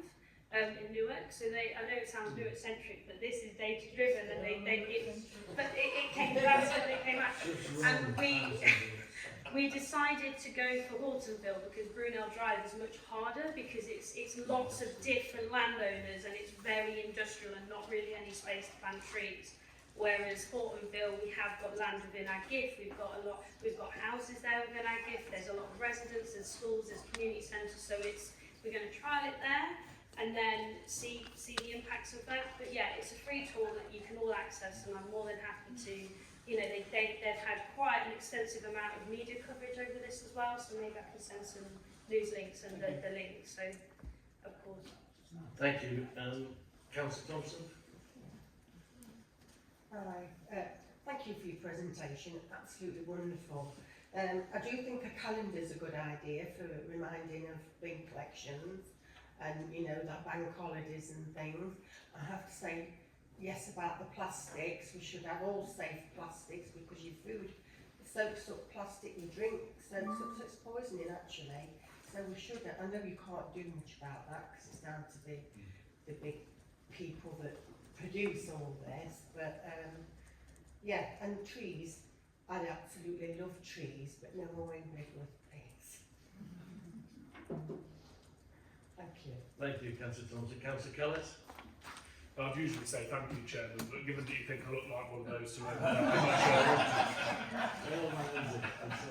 I'm not going to add too many questions to Councillor Oldham's plate, because she's got to deal with poison in Rainworth and deliver a wedding to Edmonstone, so she's already got quite a lot. But in terms of the presentation, you showed some data on the residents and financial breakdowns, but there wasn't a time frame, so would you be able to circulate that as well, so that we can just see when that was? Thanks, Chairman. Thank you. Councillor Oldham, are you coming back with anything to these members, because you have 1 minute and 30 seconds, otherwise I... Yes. Okay, members, I have one, thank you, Councillor Oldham, it was a brilliant presentation. If you could respond to anything we've not got through tonight, I appreciate it. Members, last thing really is to review the Cabinet work recent decision, agenda item 12, any questions on that? No? Well, thank you so much. I really appreciate the politeness in which the members have all handled themselves tonight. Thank you.